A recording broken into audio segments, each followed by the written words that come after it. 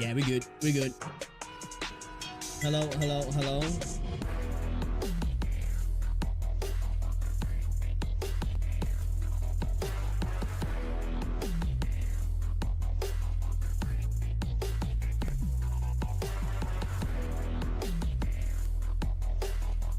YouTube, dude. You're really weird.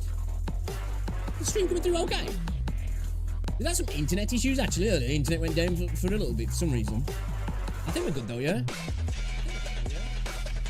I think we are okay, y'all. Alright. Hello, hello, hello. Appreciate you stopping by. Guys, if you are watching on YouTube as well, be sure to drop a like on the stream. It's very much appreciated. It helps out a lot as well. You can do it on the short stream by touching and holding the screen for a second. You can like the video that way. If you're watching that on desktop, I wouldn't. Come over to Twitch. Come over to the YouTube stream. Watch it in full screen. In HD, in all its glory. Alright, we're going to play some Wuthering Waves today. And probably a little bit, well, we're going to do some reactions as well. We didn't stream yesterday. I don't think I streamed the day before, actually, either. Yesterday, I was just so tired, man. I was running on, like, 4 hours of sleep. I was doing a bunch of, like, just, like, I don't know, what would you call it? I was just, like, getting rid of a load of files, cleaning up a lot of my PC. I've been doing a lot of work with that AI stuff. I was just clearing out a bunch of that. It was just, like, a spring clean, I suppose, and a bit of editing as well. And I was doing that. I ended up doing that till, like, man, it was getting on for 2 o'clock, I think, in the morning. I didn't start till late, and then I had to be up at 6. So, yeah, pretty freaking shattered yesterday, if I'm honest. That's why we didn't stream. We're back at it now, though. I'm going to have food later as well, but going to get a couple of hours in before we do.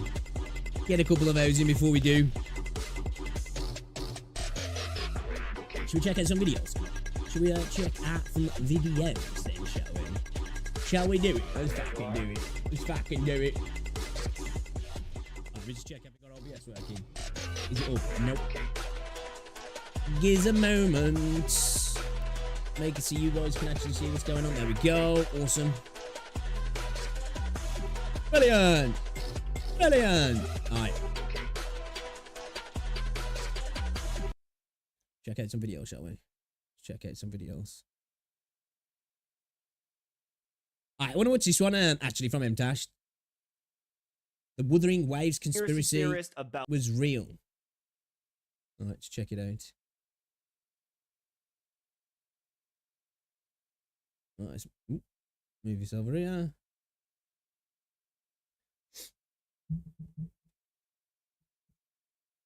I don't know why it's conspiracy theorist about Wuthering Waves. Well, it was just loading then. Alright, let me get chat up, see what's going on. Alright, we'll watch some videos and then we'll jump into some Wuthering Waves as well. Oh, actually, give me a second. Change category. Change category.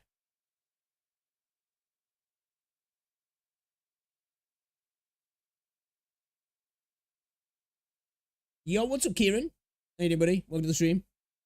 That was Deadpool, bro. Deadpool and Wolverine film. I need to go watch that. I'm still tired, you know, man. I'm not gonna lie. Oh my gosh. Alright.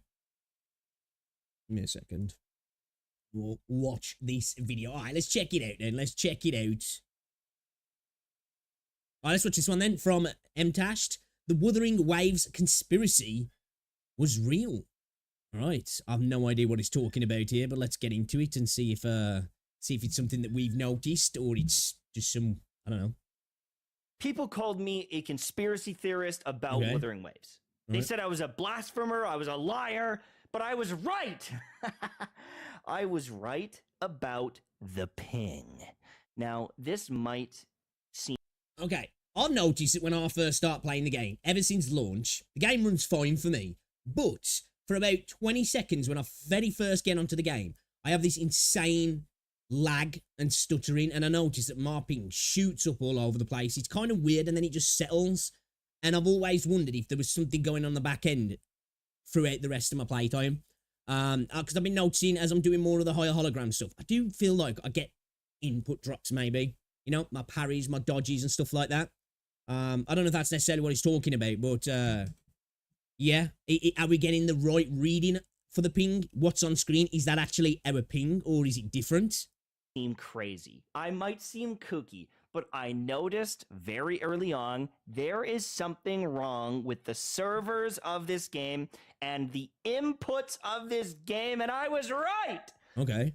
At least other people are starting to come to light and bring these things to light. And okay, so I have definitely noticed myself, especially when you're fighting on some of the harder content. I'm like, dude, I swear to God, I dodged that. I swear I got my parry timing right. But it's even sometimes the animation's happening and I still get hit, and it's like, okay, I don't know if I was just position wrong or that something there, but I am like 99% sure I got everything correct and I timed it just right, and I still fail. And talk about them. Now, I understand that Wuthering Waves has some amazing things, but it does. The combat is so punishing that if you miss a dodge... This is true. This is true. This is what I like about the game, now, if I'm honest. I do like the fact that it can be quite punishing.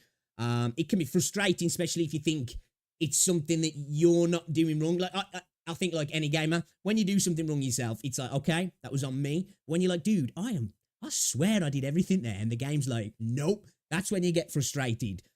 So I can understand it. I've had some frustrating moments on some of the holograms. Obviously, most of the time, 99% of the time, I'm like, yeah, dude, that was me. My timing was off. I'm being too aggressive. I'm using the wrong comps. I'm just making mistakes left, right, and center. And then there's times when I'm like, dude, something's not right here. You can take some incredible amounts of damage or even get one shot.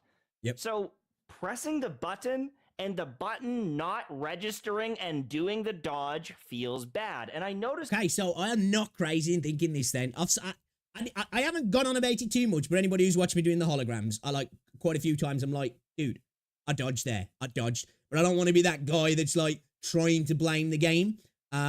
Because I'm like, okay, maybe I'm just trash and I don't know it. It over and over again. And people were like, oh, you just missed your dodge. No, I didn't. No, I didn't. I pressed the button. I know in my soul I pressed that button and I didn't dodge. Okay. Now, I want to preface this. What's the evidence, though? Clip I'm about Give me evidence. to show you because it's I need to feel good about myself. I need evidence. completely different game. But I used to be a very competitive shooter player. Back in high school, I would go and I would travel around and play in Halo 3 tournaments. I'd play online. I was a very high... I didn't know that about MTash. To be fair, I don't watch much of MTash, but I didn't know that at all. ...ranked gamer.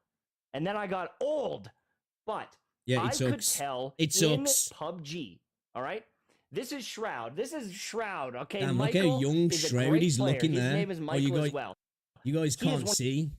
Shroud is looking... Oh, wrong one. Hold up.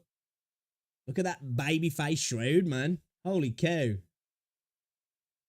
One of the best players in the world. He's a CSGO pro. This guy is way better than me. He is way better than 99% of people. And he is decimating everyone in this lobby. But I knew, not because of this, but because of something that happened earlier, that this guy is not playing the same video game as me.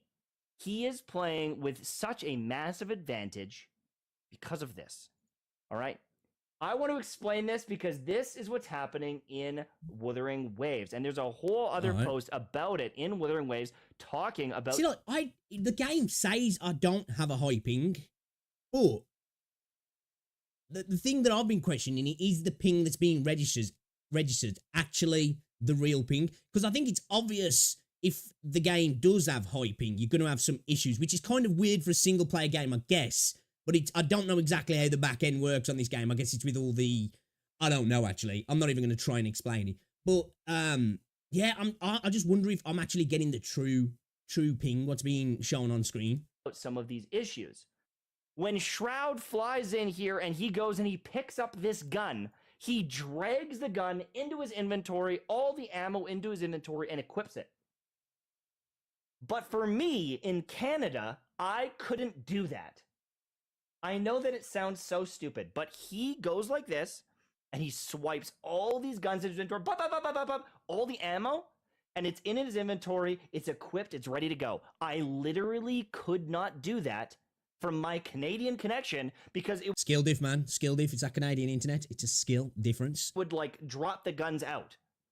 And so anytime I played PUBG, I would get frustrated because I would go, I'm not playing the same game. I am playing a scuffed version of this game. I am playing a dumbed down or trolled version of this game. I don't feel like it is competitive. And that's the... So, were Canadian players pinging off US servers then, I guess?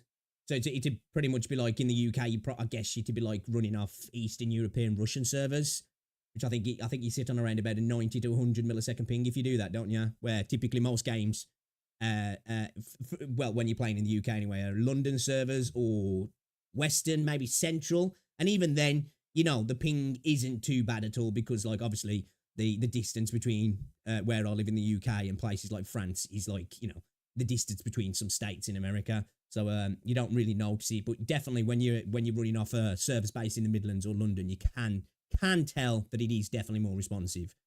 Exact same way I feel about the bosses in Wuthering Waves.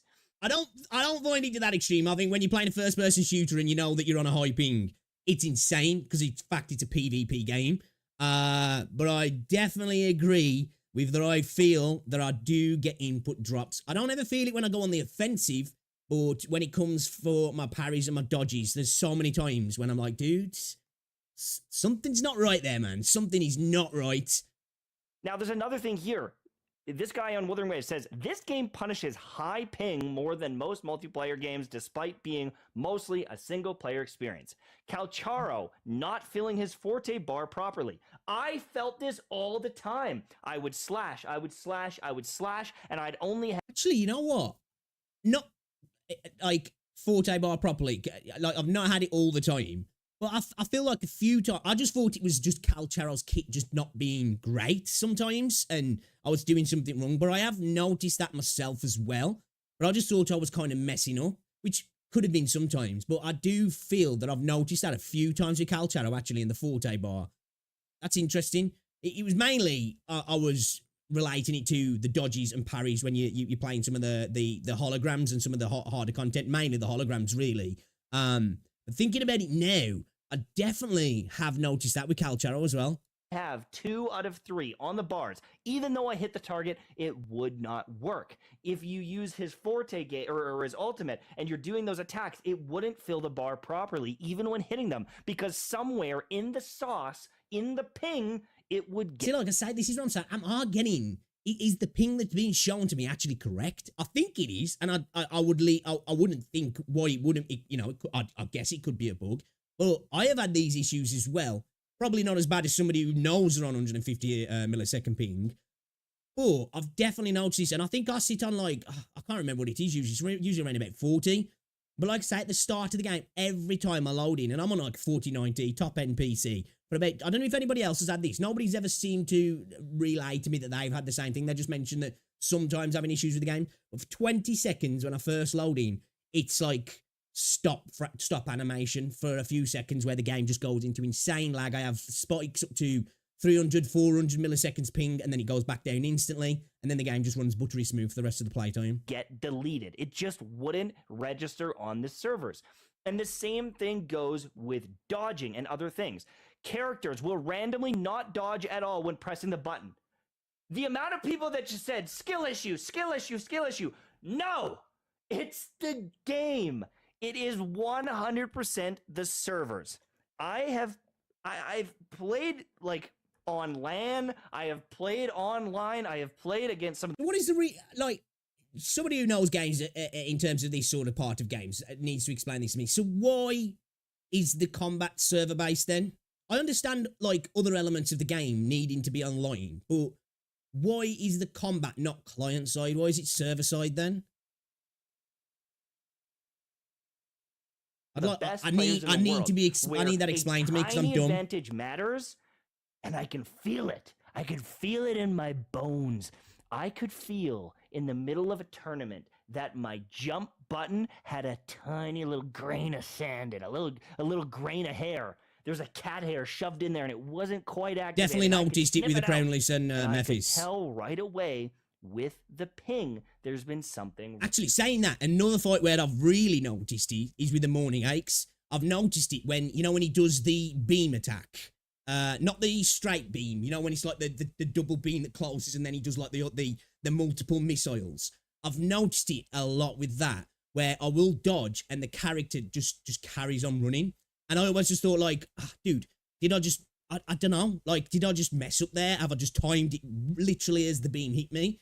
But like thinking back now, that's happened quite a lot with that. It was mainly on like the Crown Lease and the Mephis fights that I noticed the dodge issue. But looking back now, I've noticed this myself, but I always just thought, you know what? I'm not going to go on about it too much in the fights because I sound like a bitch and people are just going to be like, you know, skill issue, skill difference, dude, you suck. But yeah, I've noticed quite a lot now when I think about it. Only in that sort of content. It's more the holograms that I've really, really felt it. But it definitely does feel like input drops. Like I said, I've even seen it when and it feels like the animation does happen, but I still get hit. And I was always just thinking, well, maybe I was in the wrong position. I've timed it off, but I don't think it is that now, thinking about it. Yeah, what's up, Neil? Wrong. And the other big one of the main mechanics of the game, is the parrying. Yep. Pairing with characters have short parry frames, like Calcharo becomes almost... Again, this is what I was just talking about, the parry and the dodge. Definitely in like the Mephis and the Crown Lease fights, I've noticed that. Possible. Now, there is a couple things here. It's based on the animation a little bit, so certain animations are better. Verena, Gion, some of them have these crazy, easy parries. Yeah. But there were times where I would sit there, I would watch that animation, and I would click it, I would test it, and it just wouldn't work. I would do it absolutely perfectly. I would go into the crownless fight. I am so glad M-Dash is talking about this, because I felt like I was insane. And that's why I just didn't voice it too much. I mentioned it a few times in the fights, but I was just like, yeah, maybe I'm just trash, you know? I'm just getting older and I'm just trash. But in my head, I was like, no, dude, I know I timed that bang on. I would not even try to dodge. I would not have any music on. I would sit there and just press parry, and it would not work. I could tell it early on. I could tell it a couple hours in, and then 100 hours into the game, I said, this is broken. This is not functioning properly, and getting one shot by a boss because of it made me angry. And other people just, it's like they just called it skill issue, and they would just call me a complainer. But the more I played the game, the more I would get frustrated, because it's like, this doesn't feel fair. I did the thing I was supposed to do. I should win. The game's cheating me. I know it feels though. I should parry them. I should dodge. I should be alive right now. And every time it happened, it was this little thing in my brain saying, this isn't right. This isn't smooth. Actually, speaking about it as well, the impermanence Heron as well. Quite a few times that fight frustrated me because I was like, dude, fucking dodge there. I'll time my parry perfectly, but nope. There's something wrong here, and I'm glad that other people are recognizing this. Now, there's one thing I want to discuss. I wonder if this is something that could all respond to. He talks about ping, 150 plus ping. It isn't just that. Now, I'm not going to pretend I'm a pro Valorant player, but I am a very good pro-ish level shooter player overall. Any game I play, I can pull off shots like that, even though I suck arguably at Valorant compared to... Dude, I miss playing Valorant. I'm going to have to get back on Valorant again. It's been a hot minute. I do really like Valorant though. It's a lot of fun. Well, I say that. It's one of those games I love to hate. It's a lot of fun for a little time, and then as soon as you start really getting back into it, I hate the game.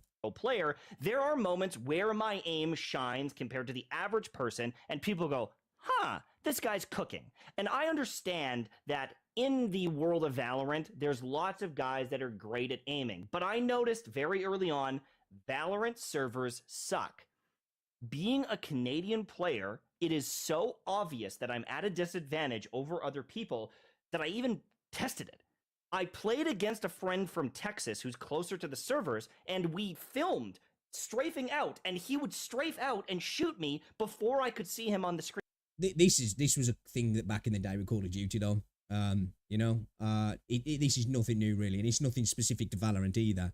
I didn't realize that you Canadians had to really deal with that much. I thought you guys would have a lot of servers in Canada, but I guess Canada is a massive country as well, isn't it? And it's quite like sparsely populated in terms of its size. You know, its geographic. A lot of people are in the big cities, aren't they? There's large swaths of Canada that are not populated, aren't they? Screen. Now, I understand that there's peaker advantage and there's going to be different things like that, but we did a bunch of tests at different angles, and it is insane how much of an advantage he had over me. And so even though in the game you might not have 150 ping, like this guy is saying here, he's saying 150 ping. I'll say because I don't. Well, I know I don't because obviously I'm in EU servers, but 2, it's telling me I don't. But like, I feel like maybe it's not right what's on the screen. Maybe I've got just a little bit higher ping than what it's telling me, and that's enough with the fast-paced, punishing combat that it's, you know, it's just enough for you to get those dropped inputs. But like, again, why is the combat server side then? Why is it not client side on a single player game? Like I say, I get all the need for the online part of the rest of it, but I'm curious as to why that is a thing then, especially when it's obviously causing issues for other people as well.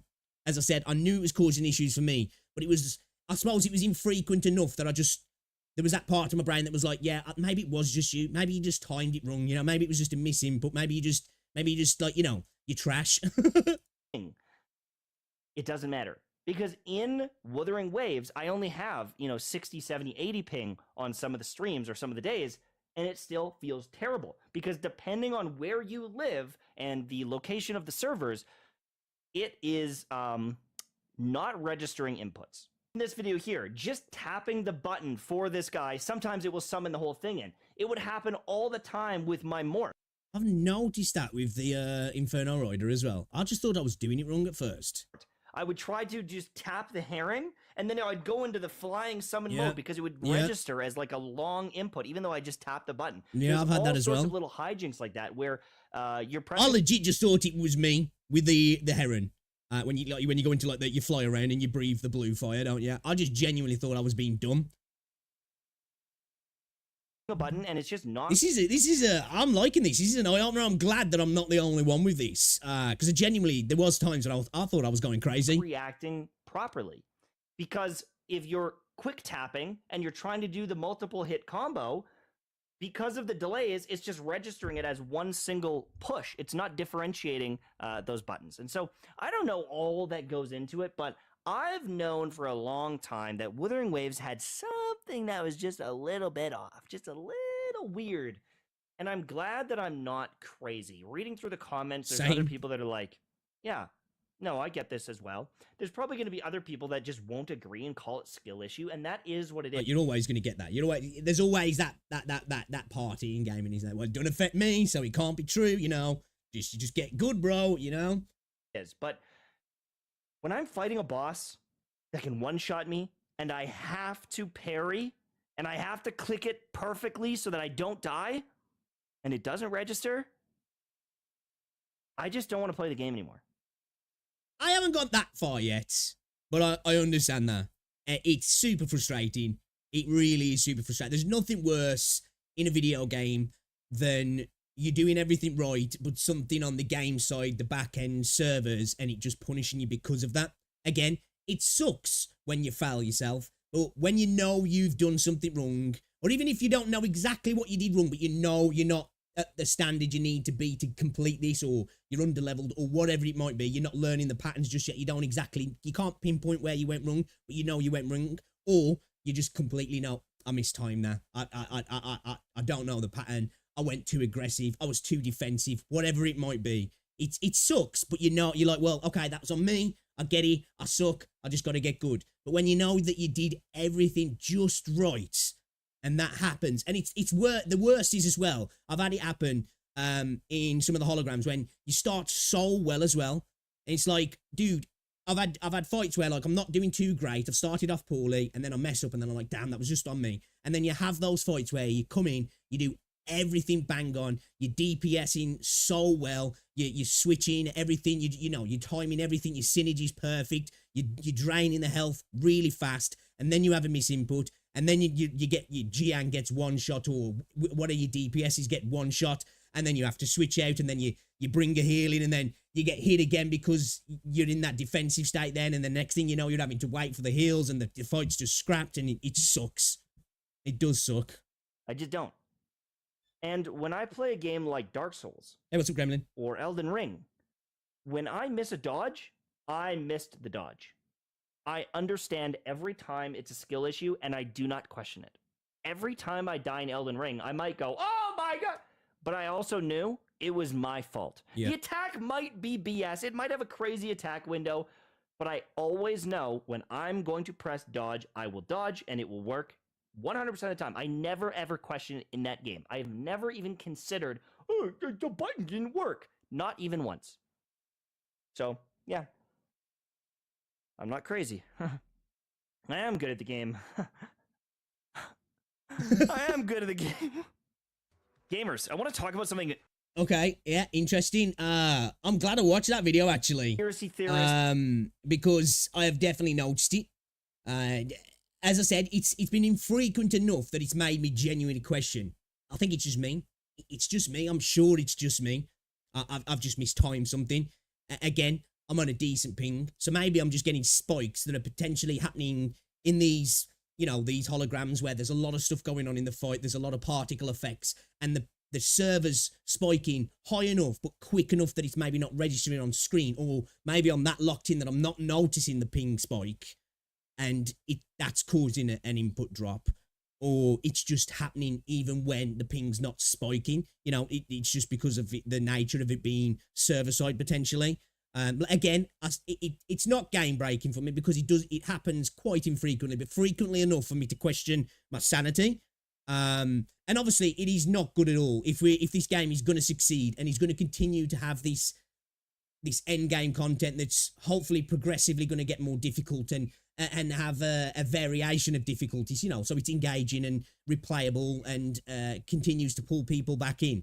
That definitely has to be fixed. So this is a good that Tash has made this video, actually, and hopefully other creators who have a voice can maybe, if they've had the situation happen to them as well, because I do think this is something that over time, if it gets worse or it continues to be there, it could, you know, really turn people off the game.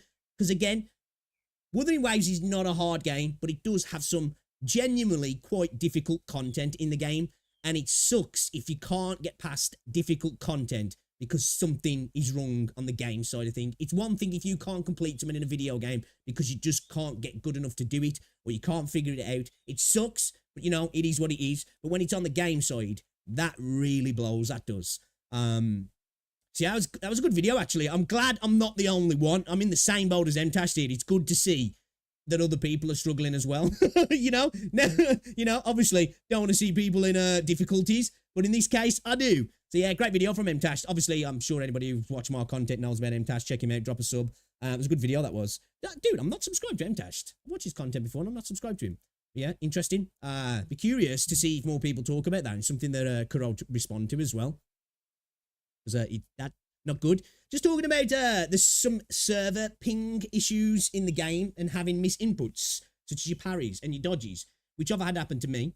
But I always just like, there's that, you know, that battle in your head sometimes where you're like, dude, was that me or was that the game? Obviously, there's a lot of times in video games you're like, I know that was the game. I know, you know, you could just 100% that was on the game. There was some lag or whatever it might be.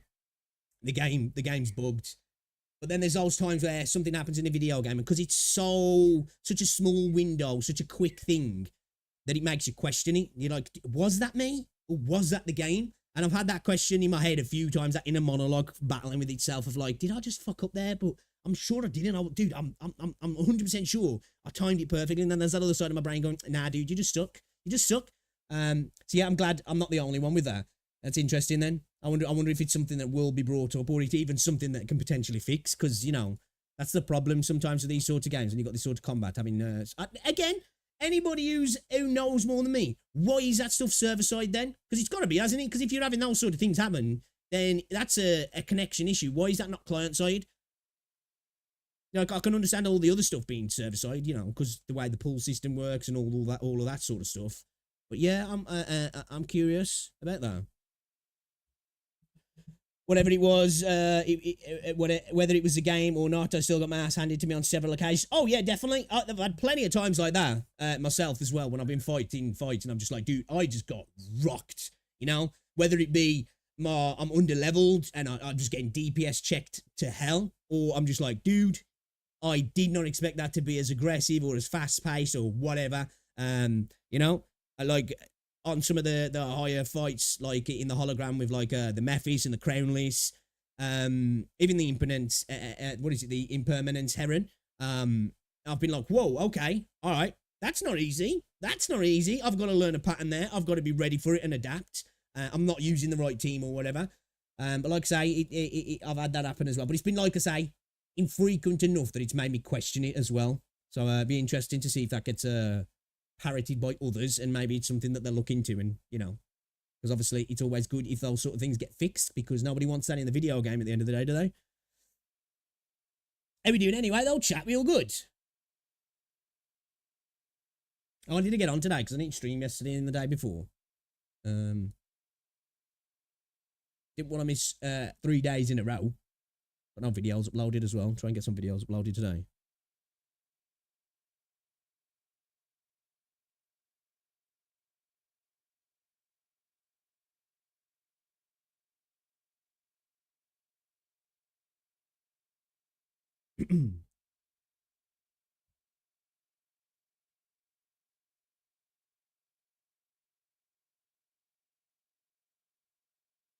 What there's I want to watch this video as well because it's like a follow-up to the video we spoke about the other day.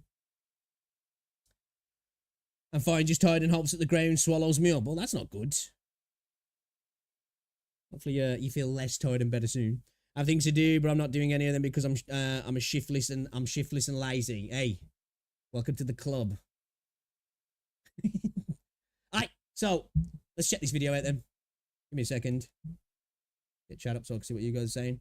Right. I want to watch this one from Hex Juice because it's a follow-up to the video we made the other day talking about the bit of a bad voice actor situation with Star Rail. I'm guessing. Oh no, this is Genshin, right? Okay, take it back.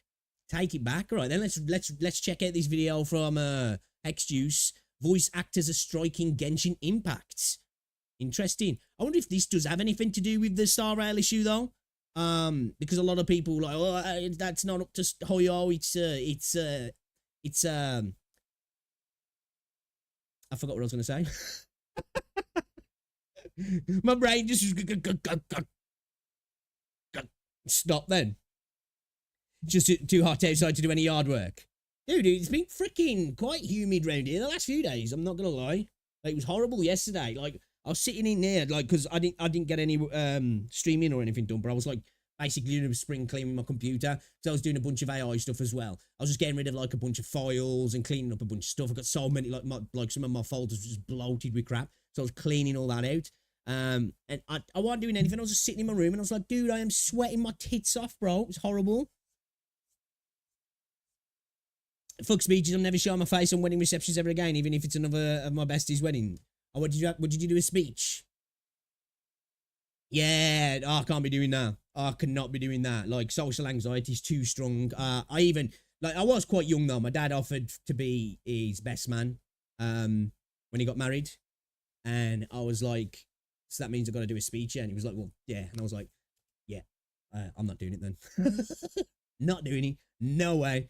My social anxiety just, I ain't getting up. I ain't doing a speech. I know I was young and probably nobody was expecting it to be spectacular, but I was like, nope, not happening. I can't do it.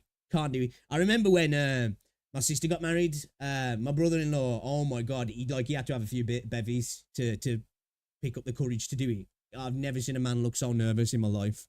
Absolutely like a deer in headlights, you know what I mean? I was just like, I felt it for him. I was like, dude, I'm nervous. Yeah, couldn't do it.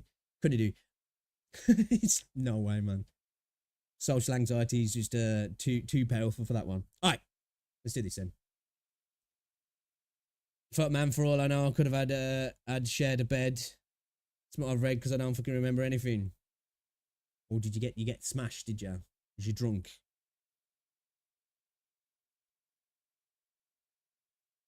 Oh, could have shared a bad smut. Sorry, I read that as bed. Then I'm illiterate.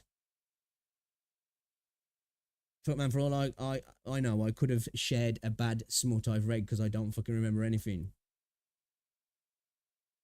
Oh, you don't drink alcohol?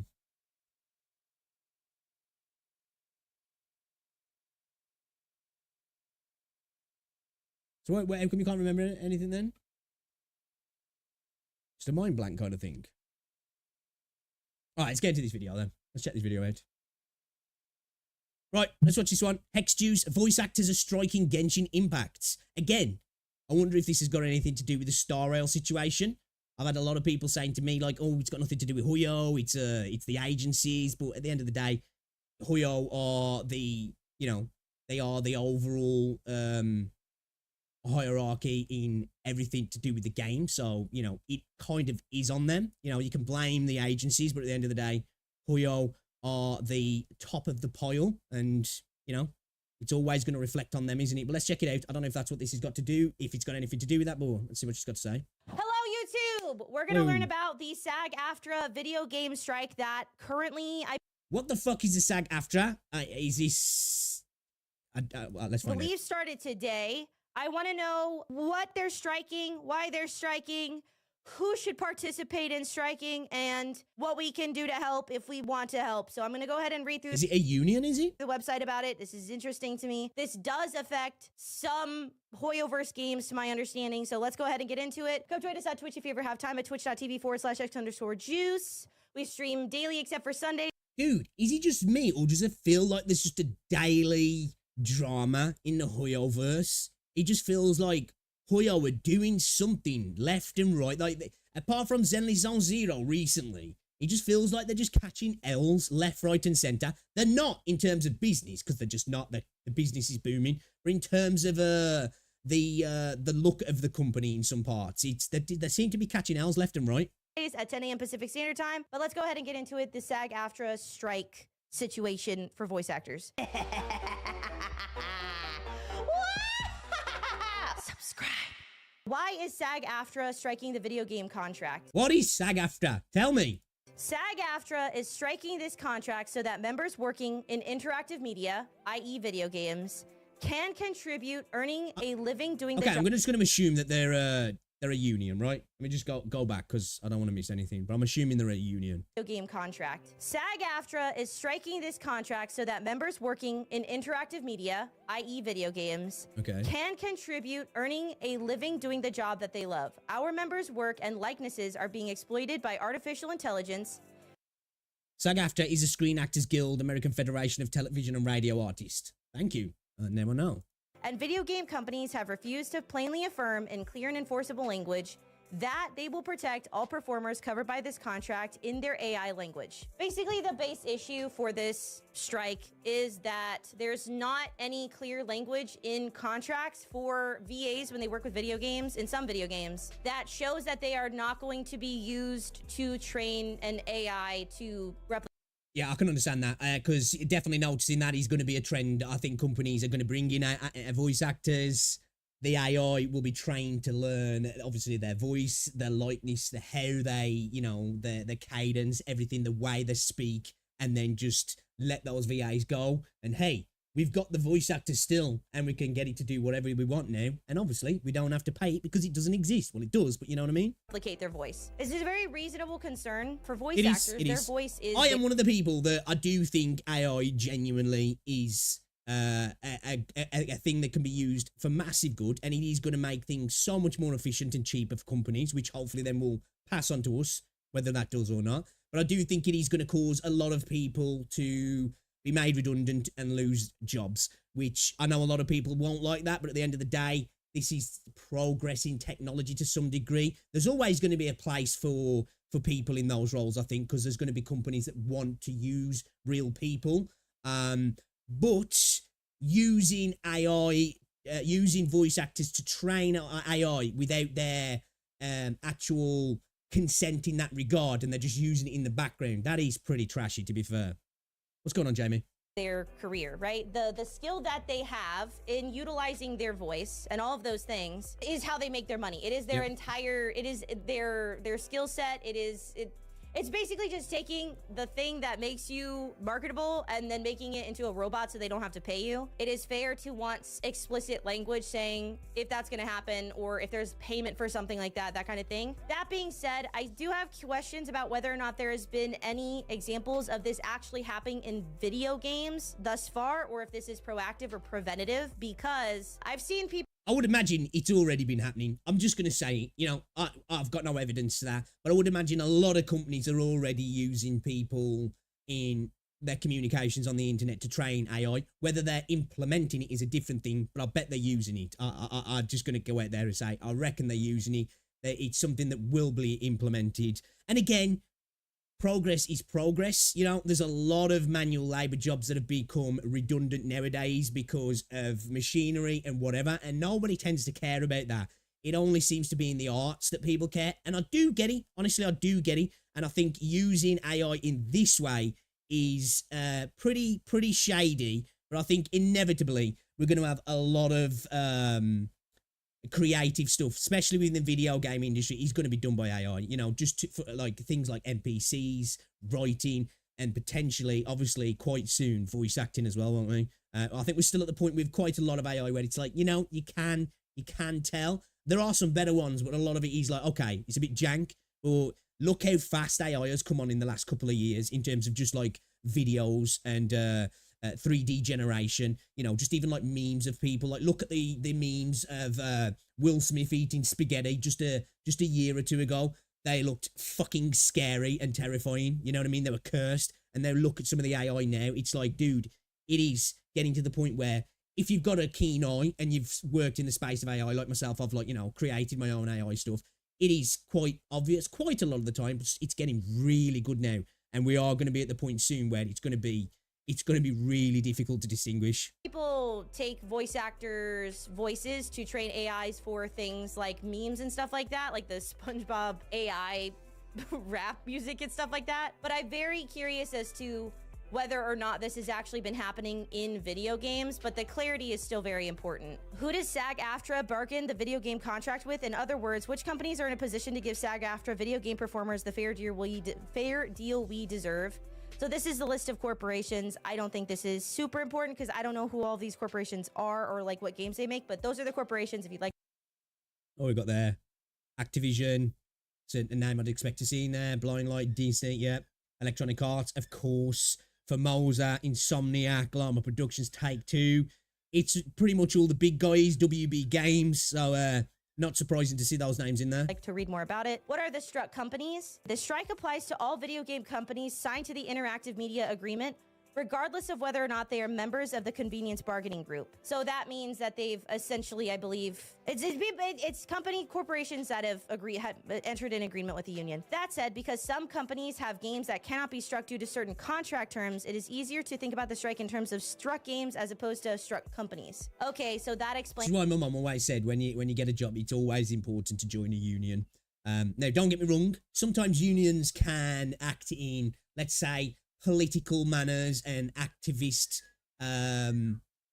you know, they try and use their activism to push their own agendas, which at the end of the day, I guess is fine. But, you know, I think being in a union, especially in this sort of like gig work, is incredibly important. You need that support. Otherwise, you will get thrown out and treated like trash, basically. Explains why it's not Hoyoverse in general. It just includes Genshin Impact. How do I know if a game is struck? There's a website you can check. Is there any video games that aren't struck? Yes, it looks like there is also a website with which you can check. Why are there non-struck games for struck companies? There are certain games that are not currently being struck because of the terms of the collective bargaining agreement that are still in effect for those games. You can again check the status there. Can I work for companies that are not struck? We support and encourage you to work under any contracts that are not struck, including games that are signed to the interim interactive media agreement. So essentially, they can still continue to work with games that are not struck. And it's not important if there's like companies struck because they are specifically working with specific games due to contracts that already exist. Can I work on games that are not covered by the video game contract? It looks like the answer is no, because they'd have to work with the union. In essence, no member shall render any service or make an agreement to perform services for any employer who has not executed a basic minimum agreement with the union, which is in full force and effect in any jurisdiction in which there is a SAG-AFTRA national collective bargaining agreement in place. So essentially it has to be a company that does have an agreement with the union, but they can if they're not struck, essentially. I'm trying to Well, how is that enforceable though? look for what we have to do for non-members. How can I show Okay, so that's just for members. Even though, what's the enforcement for that if they decide to do that? You know, like, is it just you're out kind of thing? support for striking video game performers? There we go. SAG-AFTRA is a union that protects voice actors. The performers that you see and hear in video games help make the video games you love come to life. Unfortunately, compensation to performers has stagnated in real value due to inflation, i.e., in comparison to inflation, they're...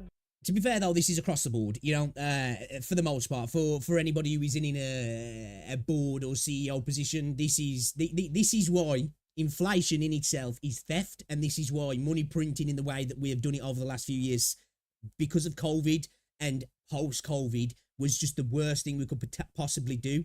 Again, I don't want to go down this route of talking all about the COVID thing, but just our reaction around the world was the worst possible reaction we could have had for COVID in terms of what we did on the money side of things, because inflation literally just devalues, obviously, currencies globally. But what happens is it transfers wealth. The fastest it gets transferred into, obviously, the rich. So the rich get richer due to inflation, and the poor get poorer, and people who are rich can always put their money into assets. And what happens with inflation to real assets? They increase in price. So they just come out not only restoring their wealth, holding on to their wealth, they increase their wealth as well. So obviously, yeah, I think pretty much everybody across the board in all walks of life have had their wages affected due to inflation, because that's what it does.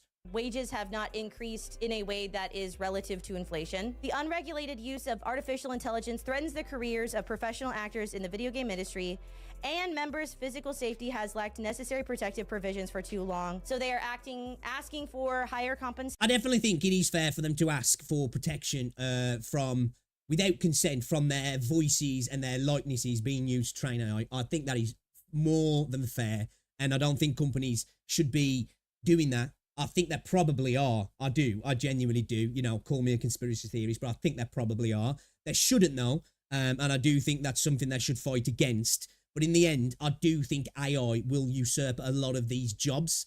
And I know people can't stand the idea of that, and I think it's somehow wrong.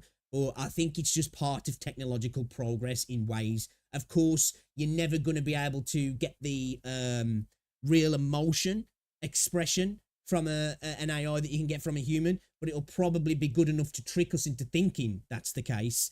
And at the end of the day, as I said, from a consumer point, as long as I get a good product, I guess I'm a selfish consumer that if something comes out faster, cheaper, and it's better, I suppose that part of me doesn't mind. But I definitely do think this is something that these guys should be protecting themselves from as best as they can. Obviously, there to be regulations regarding the use of artificial intelligence for their voices in terms of like training a voice, like training an AI, and additionally protective measures for voice actors' physical safety, I guess, when they're traveling and things like that. If you love video games and performers in them, please look at our list of ways you can show our support below. So first of all, share what's going on. You can do so on Twitch, X, YouTube, Instagram, TikTok, Threads, etc. I hate that I said X. Basically, just letting people know. And I'm exactly the same, Hex. I hate calling Twitter X. I go out my way not to, and I get it. I know it's like a boomer thing, really, but I just hate that the website's called X now. Don't get me wrong, the whole takeover by Elon, I haven't got any skin in the game, and I kind of like what he's been doing in regards to opening it up totally for free speech, in regards to, let's face it, Twitter had become very much one-sided for quite a time, but at the same time, I hate all the blue check mark stuff now. I get it, they're trying to make the site profitable, but I hate that the freaking fact of when there's banger tweets now, it's just full of reply guys trying to get their tweet promoted, and there's no real conversation going on Twitter anymore. And I hate the name. I understand that that's Elon Musk thing, you know, SpaceX. He had the X.com before. He wants it all to become under the brand of X. But I just think it sucks, man. I think it's a trashy name. Twitter was a great name for, you know, tweet. Like, what do you do now on X? What do you do when you tweet? Is it still called a tweet? You know, what are you doing? Are you zeeting? Like, it just doesn't work, man. And if you want to learn more how to help and you're a content creator, you can email them. Hashtags if you want to. You can invite one of our video game performers to join your stream or show the opportunity to discuss the strike and what's at stake. Essentially, let people know, talk about it, and be open about what's going on. Are creators and streamers being asked to stop playing certain video games? No, not at all. We are not asking you to stop playing video games. Smart move. Smart move. That's good. You know, that's a good thing. Because I think if they go down that route, you know, they're going to piss people off. In fact, the opposite. Please continue doing what you love, and any support and solidarity will be extremely appreciated. This does, however, not count for those who are members of SAG-AFTRA. This is only for content creators or people who are not voice actors, essentially, so viewers or whatever. Y'all can do whatever you want. This is in essence a strike of the voice actors themselves, in that they will not be working with those games or with those companies until terms are set and things are agreed upon. And then you can reach out for more questions at this email. So for fans, why should this strike matter to video game fans? Actors are workers. Like all workers, game performers deserve to make a living under conditions that are safe and humane. Additionally, your favorite performances are brought to life through the artistry of human actors who improvise, tap into personal experiences, and collaborate with writers and directors to create a performance that only they could provide. No two actors are the same. Again, for now, only they could provide for now. Let's not pretend that technology is advancing at an incredible rate. And for now, they can only provide that kind of performance. And again, you know, there's been some incredible performances from actors and voice actors over the years, and humans, because we're capable of producing such beauty. But that's not to say that in a few years' time, we're not going to have AI that is incapable of doing the same. And I know people are like, yeah, but it's soulless. But that's not to say that it's not going to be capable of doing it, you know? And every performance is unique. Generative AI tools threaten to replace those artists with derivative, machine-recycled performance, lacking perspective or surprise. AI-generated performance. And that's true, you know, again, from the back end, that's true. But will it get to the point soon where we won't be able to differentiate between that, and it will seem unique, and it won't seem derivative, and it will seem human, and you know, feel like it's got soul and the human aspect to it? I think, you know, I'm just going to say, I think very soon we will get to that point.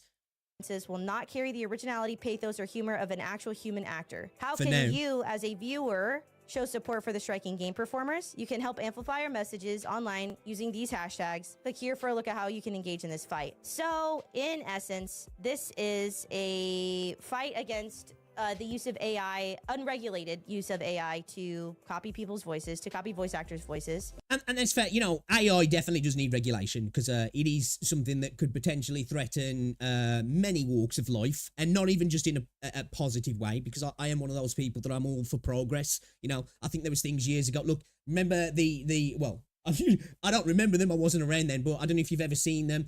There were adverts that were around at the time of when electricity was really becoming a bit more widespread, and there were like these adverts that were designed of like, there you know, like the old telegraph poles with all the electrical wires coming out, and it was if I remember correctly, it was like a spider, a light bulb spider, and the wires were all the web, and it was like strangling the horses and the carts and people, and it was seen as something that was a threat to many ways of life and many work, you know, and many jobs and all that sort of stuff. And obviously, we wouldn't go back to pre-electricity times now, would we? And I'm not comparing the two, they're different. But, you know, I'm definitely a person that I believe that if done right and regulated right, technology is going to be the thing that saves us and will push us on as a human species. But, you know, it is one of those things that needs to be massively regulated, because it could get out of hand fast. And obviously, we don't want to be at freaking Judgment Day levels of stuff. Not that I believe that that's going to happen, but I just think, you know, it could be a real negative if it's not.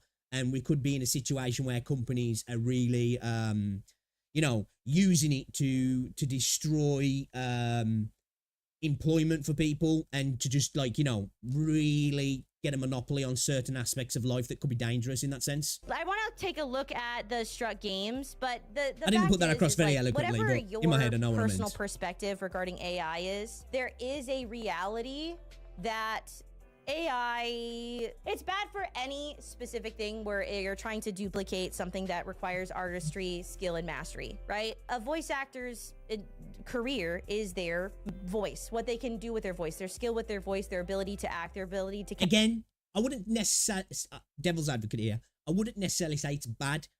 Again, over the years, there's lots of people and jobs now that are extinct, shall we say, because of technology, or at least in parts of the West, they're extinct because of technology. You've just got to look at the industrialization of farming. You know, there were many jobs that were lost because of that.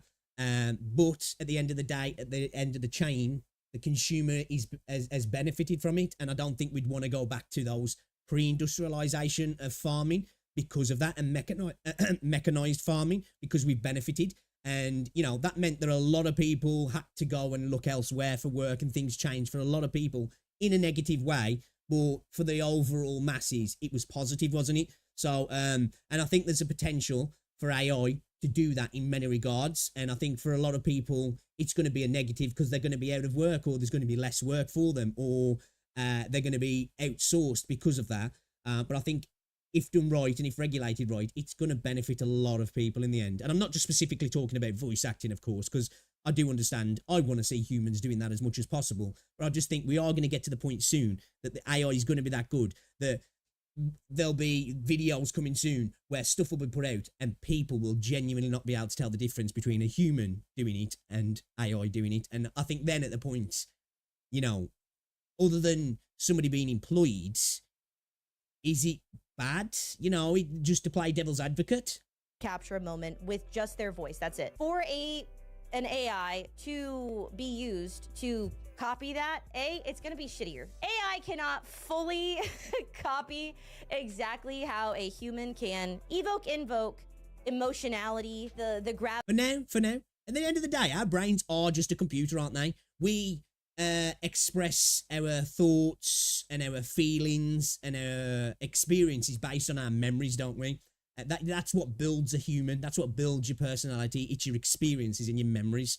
And at the end of the day, that's kind of what AI does. It's generative. It scans a bunch of content, and then it's derivative, but it creates it from that. Kind of what our brains do that create us as people. Obviously, it's a bit different, but in essence, it's kind of a similar sort of thing. It's just that AI is at that point now where everything does seem very derivative, but it's just, I just feel like we are going to get to the point, and it's going to come soon, that we won't be able to tell the difference, man. Gravity of a situation, they can't change the voice. It waters down essentially all of the skill that it takes to actually be a voice actor. Voice actors don't really get paid that well. I don't know if this is something that is true for all VAs or like very specifically for video game VAs, but I don't think it's any secret realistically that most video game voice actors are not paid particularly well. Even ones that are the main character of very large series or very large franchises, they don't get paid that well. I mean, the more popular ones get paid better, but in general, they just don't get paid enough. It is important for people. That I can't comment on. I don't know how much they get paid, if I'm honest. I would imagine it's probably not enough, like in most walks of life.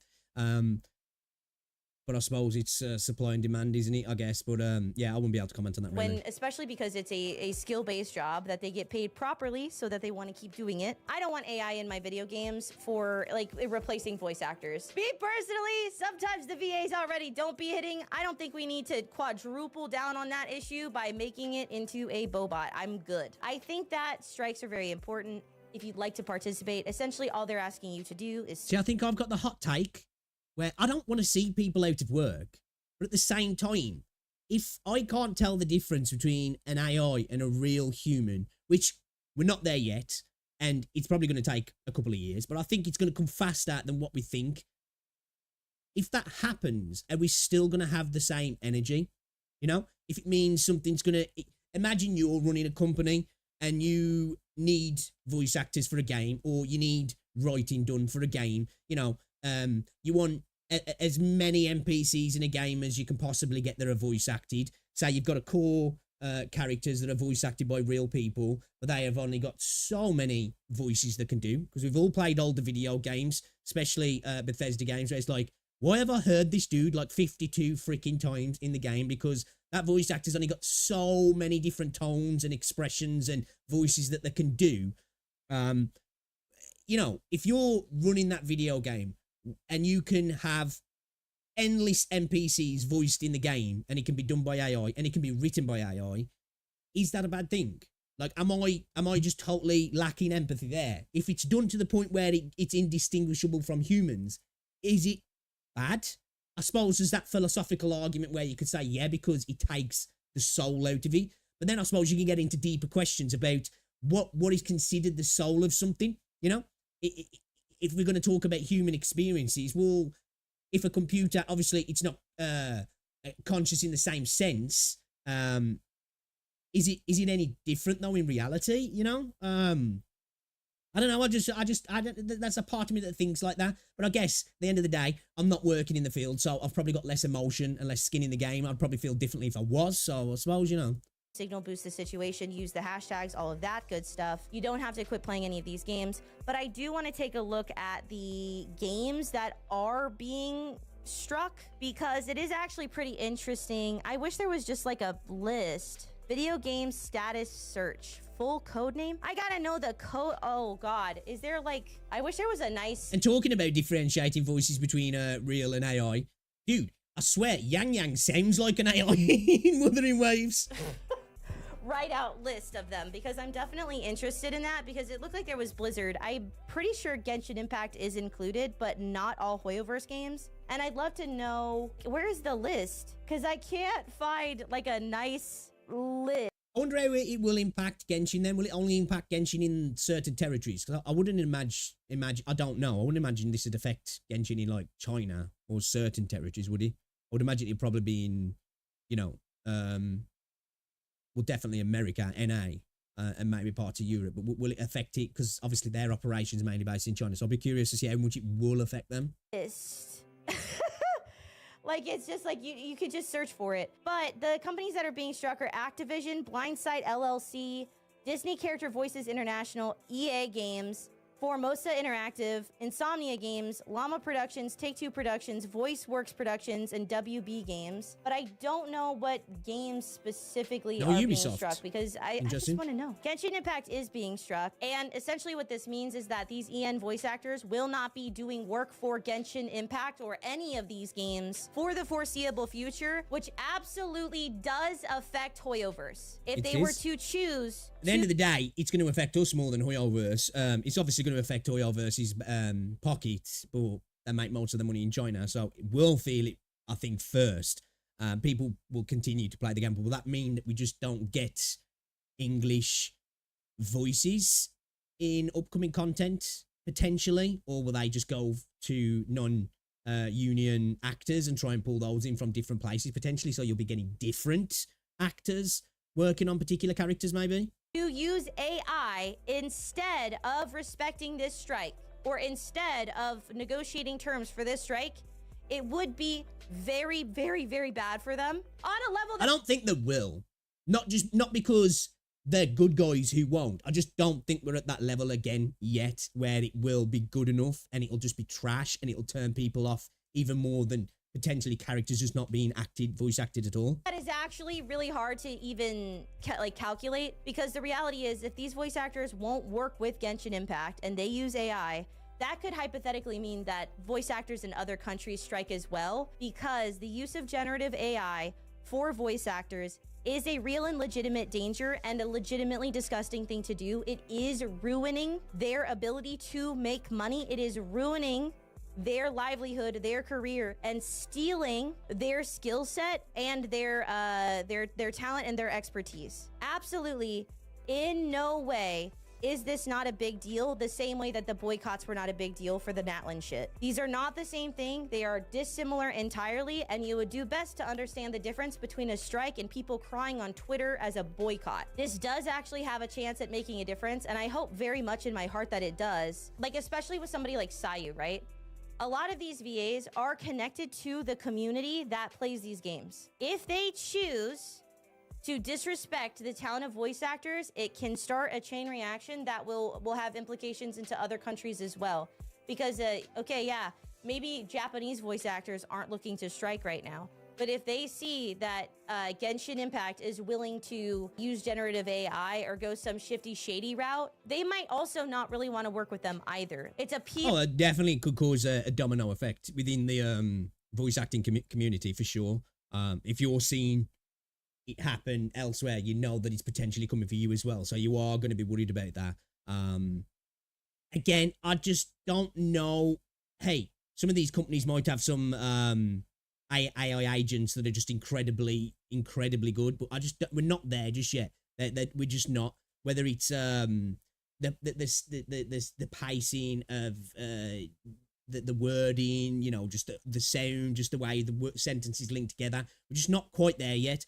Like I said, again, I think within a couple of years, I think it's going to be at the point where it's indistinguishable, down to a level of, you know, emotion, everything, all the skill set that it takes to be a voice actor, I think will be totally mimicked in the near future by AI, if I'm honest. I really do. VR situation where VAs are typically not necessarily treated that well snowball in effect, general. how fast And now you're going it's to advancing. steal my voice. You're going to disrespect the strike. You're not going to give fair wages. You're not going to give fair treatment. It doesn't look good for Hoyoverse, and there will be people that will be affected. It will affect them if they choose to do this, like, I don't give a fuck, I'm China route that you guys think is going to happen. I think strikes are a good thing. I think this strike is a good thing. This is the difference between a strike that is actually legitimately organized and actually has a point and actually has potential, as opposed to these pitiful.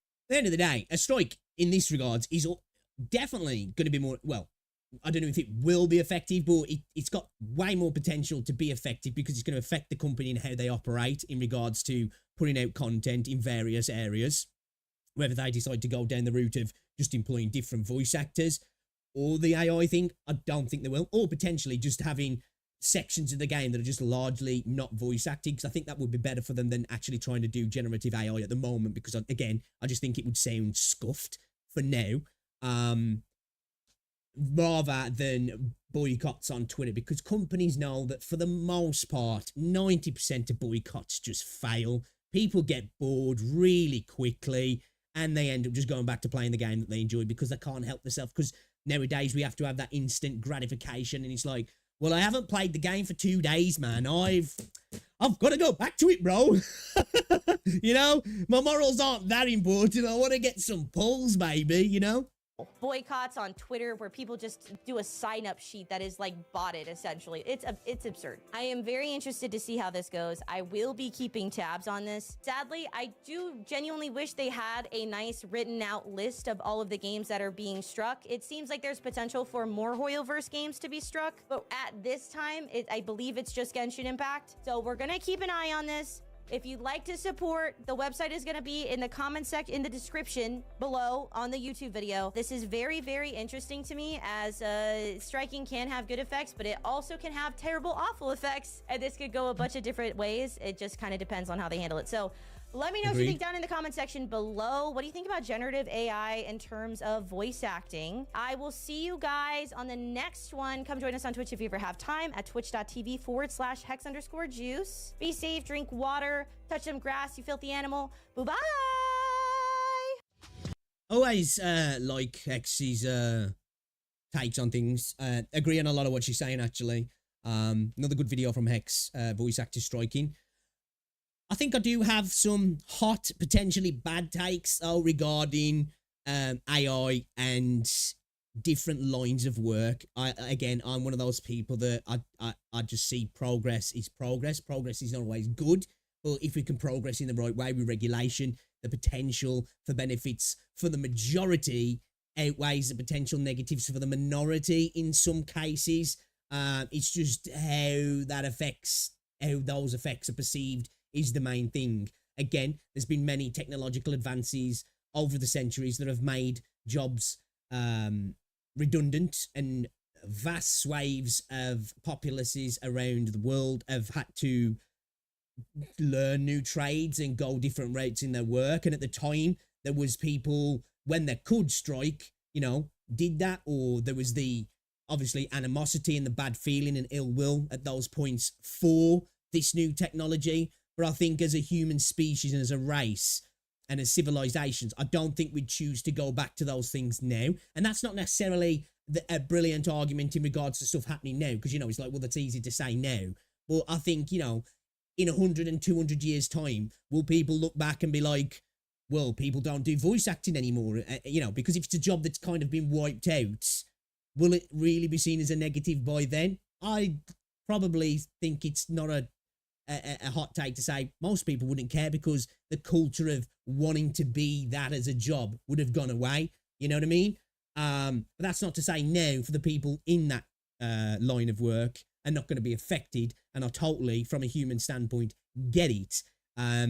And I don't ever want to see people going out to work. And personally, I like to see, obviously, real humans doing those jobs, because they can bring something to the table that AI just can't.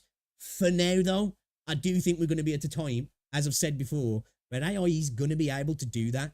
I do. You know, there was arguments back in the day that a computer will never be quicker than a human brain and never be able to work things out faster. We would never try to argue that nowadays, would we? You know?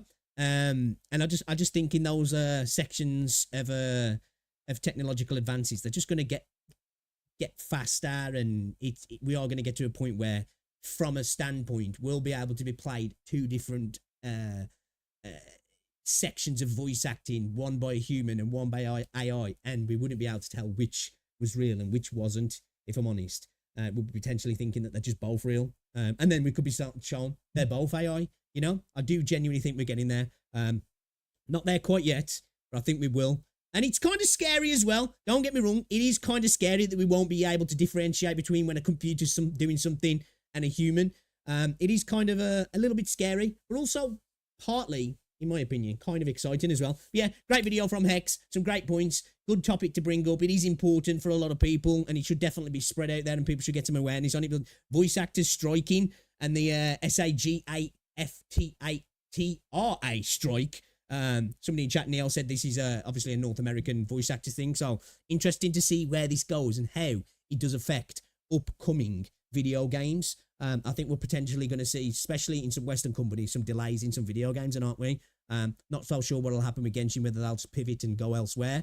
But it'd be interesting to see how things go down. Great video. Should definitely check out Hex as well. Show some love. Drop a sub. All that good stuff. It was a good video, that was. Intriguing. Interesting. It's always nice to watch something a little bit different. You know what I mean? What do you guys think, Connie? In chat? And that's genuinely a talking point that will, you know, get people maybe a little bit rolled up on both sides, potentially.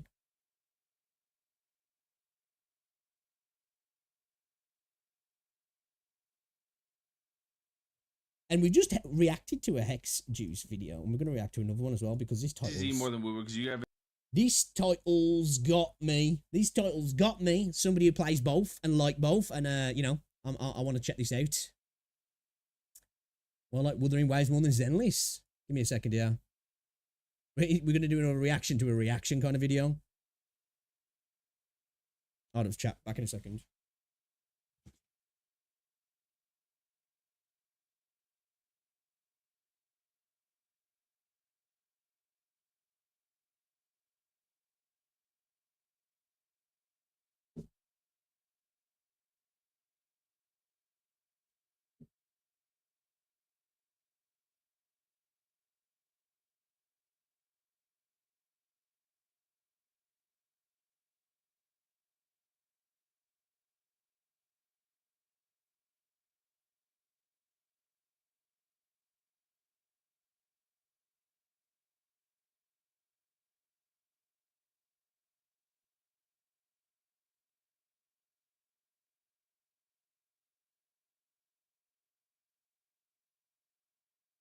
Right then, time for a bit of reactception. Let's react to Hex, reacting to somebody else's content, because, you know, we are creatively devoid.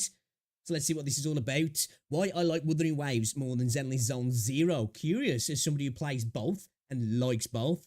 And I've got my own opinions, but let's see what the video says first. So we're going to watch why I like Zenless Zone Zero more than Wuthering Waves. And we're going to watch Hex Juice watch why I like Wuthering Waves more than Zenless on Zero. Let's go. Hello, YouTube. How are you doing? I am interested in this. I will say Me personally, too, actually. I prefer WuWa, but that does not mean anyone else is not allowed to have their preference. Agreed. Whatever. It's cool. But I do want to see this. It's very interesting to me. I love to hear different opinions. Come join us on Twitch if you ever have time at twitch.tv/hex_juice, where we watch things, we do reactions, and I don't know, that's exactly why a lot of these avatars are like these. I just get distracted sometimes by Hex's gigantic booba. we play video games. It's very poggers, epic style. Let's go ahead and just get into I'm not even gonna try to go crazy on the what is it called? Not farming. Stalling. Now I'm just stalling worse because I can't remember words.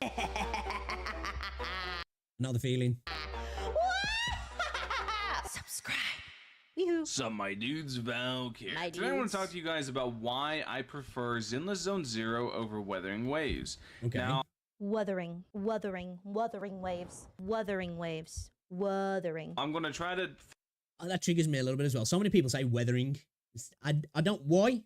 Why? Tell me. If you say it, why? fight this boss in the background, solo it with Ellen, and I'm probably going to mess up a lot because I'm going to be trying to think about WuWa, because I have played WuWa a lot, despite This, for me, when people do this in video games, it's a skill set. I struggle talking eloquently at the best of times. I am from Wolverhampton, so okay, jokes there. But when people can do this while they're playing video games, I don't know, for some people it helps them, but they can just get a real train of thought going and without like their brain locking up. That, I think I am, in the truest sense, a man in that regard. I cannot multitask, so I need to be able to allow my thoughts to, you know, to really come to the forefront. And if I'm playing a video game, it just does not work. what anybody says. I played WuWa a ton. So I do want to talk to you guys about WuWa and about it all. Okay. Like I said, we're going to solo this one. All right. So, Ellen is sick, though. WuWa, why do I like... Look, just looking at his character levels, I need to get back on WuWa. I am slacking, dude. I am slacking. ZZZ more than WuWa, because you guys have asked me a ton in the comments to upload on Wuthering Waves, and I actually like this game more. There's a I would love to know what a ton means. Also, I'm begging people to please edit their video. Oh, okay. I am seeing now. I was just saying, why I like Wuthering Waves. That's Hex Juice's opinion. This guy's saying why I like Zenless Zone Zero more than Wuthering Waves. Okay, all right. I've literally just noticed that again. Can't do more than one thing at once. Videos. I get it. It's hard, but like, just use CapCut. I would love to know what a ton means for both of those games. How much is a ton of WuWa? How much is a ton of Zenless? You know, how much have we actually played both of those? The reason I'm uploading on ZZZ and I'm not uploading on Wuthering Waves. Personally, I played a lot more Wuthering than I have Zenless. I played quite a bit of Wuthering. I played a decent amount of Zenless, but I am not through all of the content, the story content in the game yet. And my characters, none of my characters are above level 30. So, and I've only done a little bit of the Shiyu Defense Force stuff. I think I'm only like level 5 or 6 on that. So, in comparison to a lot of people, I've not played much at all. And it's actually really, really simple whenever you get down to it. It's because while Wuthering Waves, I do believe, is a very good game. I do like the holographic bosses and stuff like that because they're hard. Holographic? What? Shinies, man. We do have shinies in the game. He means holograms. Holographic? I wish they were, honestly. I would be way cooler if the holograms look like this. I'd rather them be holographic. We got, yeah, Pokemon cards type shit. Yeah, that'd be way cooler. Some Holographic. shinies, bro. They take a whole lot of like effort to actually like beat. Then it takes a lot of like. Personally, I'd prefer like the full art holograms. Holos are cool or whatever, but limited edition alternate art holograms is kind of my personal thing. Me personally. Ability to play the game, but the thing is, so does this. To play this game like against the really, really hard content, it takes ability as well. Now, I will say, like, the holographic bosses can be really, really, really hard. And most... I'm sorry. I'm doing that, like, minor spelling mistake thing. I'm sorry. But, like, please. Just the pins, but yeah. The other thing is that Wuthering Waves is right now, currently, it feels like a different flavor of Genshin. And if I wanted Genshin... That is a fair take, in my opinion. I don't feel that so much, but there's many similarities across the games, because at the end of the day, Wuthering really took a lot from Genshin, and I'm one of those people, doesn't bother me at all. I'm even at that level where a bit of plagiarism doesn't bother me. Is if it's better, hey, consumer, I'm happy. But I think that's totally a fair take. Combat's quite different, but overall the games are very similar, aren't they? I would play Genshin. I think, and this might be a controversial opinion, I think that is fair to say. Yeah. If you don't like the formula that Genshin utilized, you're probably not gonna like WuWa that much because Agreed. they are like essentially the exact same genre of game. In essence, if you don't like Genshin, if you don't like Breath of the Wild, you're not gonna like WuWa. And I think that's okay. It might not be your preference of type of game. WuWa has more hardcore content in it. It definitely has a better combat system that I prefer. It has a lot more smoothness. The traversal is significantly improved. Significantly. Dude, that is one of my biggest gripes with Genshin. Freaking stamina system. And anything over a certain height, it's just like, well, I guess I'm going around then. However, if at base, you don't like that kind of game, you're not going to like that kind of game regardless of all of those other improvements. It could be the it's like hardcore shooters, you know, if you're not into dying fast, round-based, competitive shooters, you're probably not going to like CSGO, and there's a very good chance you're probably not going to like Valorant as well. They're different flavors of the same brand of freaking ice cream, really, aren't they? You know, it's the same thing, really. You know, if you like CS, there's a good chance you might like Valorant much more, and vice versa. And you might not like one and like the other. That is obviously a thing. But I think if you don't like those sorts of games, you're not going to like the other one, really. best, most perfect, round, juicy, soft peach. Same sort of thing. If you don't like PGR and you don't like things like solo leveling or Rise, probably not going to like Zenly Zone Zero. But if you don't like peaches, it doesn't matter. And if you don't like peaches and the peaches, this style of game, you're not going to like it if it's Breath of the Wild, Tears of the Kingdom, Genshin Impact, Wuthering Waves. You're probably not going to like it if it's Azure Premilia either, you know, because you just don't like peaches. Whatever the most perfect version of a peach doesn't matter. You don't like the flavor, period. But until they carve themselves out a unique identity for themselves, I don't really have any interest to play the game. So, yeah. That's fair as well. I do think that's Wuthering Waves' major issue right now is its identity and being unique in that regards. I think we'll get there. I hope we'll get there as well. And it's always going to be compared to Genshin, and that's fair, and I think it's a rightful comparison. But I do think that's where Wuthering really needs to take itself to the next level. Is it does need to become something unique in its own right. It needs to have its own special flavor. It needs to stand out, and hopefully that comes with later content, endgame, or characters in the future. But that is really one thing they need to concentrate on. Very good argumentation. So, yeah. You know what? He's definitely playing the game while trying to film this video, for sure. To me right now, Wuthering Waves is just another Genshin, and that's just, I'm just whatever about that. I think that this is horrible argumentation. I don't think calling it another Genshin is fair. I think saying that it isn't. That you don't prefer that genre of game is okay, but saying that it's like a copy of it is not entirely fair. If you just don't like that kind of game, it's not going to matter if they carve out. I kind of disagree in a way. I don't mind games copying off other games, but I think you can like one game and not really be into a game that's very similar but a little bit different, you know? And I suppose that might come from having a bit of bias yourself with that being the first one you tried and then being like, well, this one's just not, you know, I prefer this one because I've got more time with it. That's totally fair. But I can understand somebody not being into a game that's very similar to something they like, but they're just, you know, well, it's just the same thing, but it's you know, I'm okay with this here. I think that's a fair argument to make as well, but I do get what she's saying. An identity for itself, like in your mind, because you don't like that kind of game. That peach could make itself into a peach pie. If you don't like the flavor of peaches, you're still not going to like the peach pie. We're continuing on the peach metaphor, right? Could be a peach pie, a tart. It could turn into jam, but you still don't like the taste of peaches. And so you're probably still not going to like any of those things. And so like it carving out its own identity might not matter if you just don't like what it is. And that's fine. That's okay. That's preference. I'm not like... I don't know. She's right. It is preference. But I do think there'll be people that like Genshin and think Wuthering Waves is fine, but are not such big fans of it because it is very similar to the thing they like already, and they maybe want something. Because some people want a bit more variety, don't they? You know, there's some people I'm like, I can play both easily. There'll be some people I'm like, well, I like the improvements in Wuthering and I prefer that. But there will be people that want, well, I like Wuthering and it's got potential, but it needs to be a little bit different for me. I want a bit of the same, but I also want a little bit different, if that makes sense. Like I said, I don't dislike it, but I don't like it at the same time.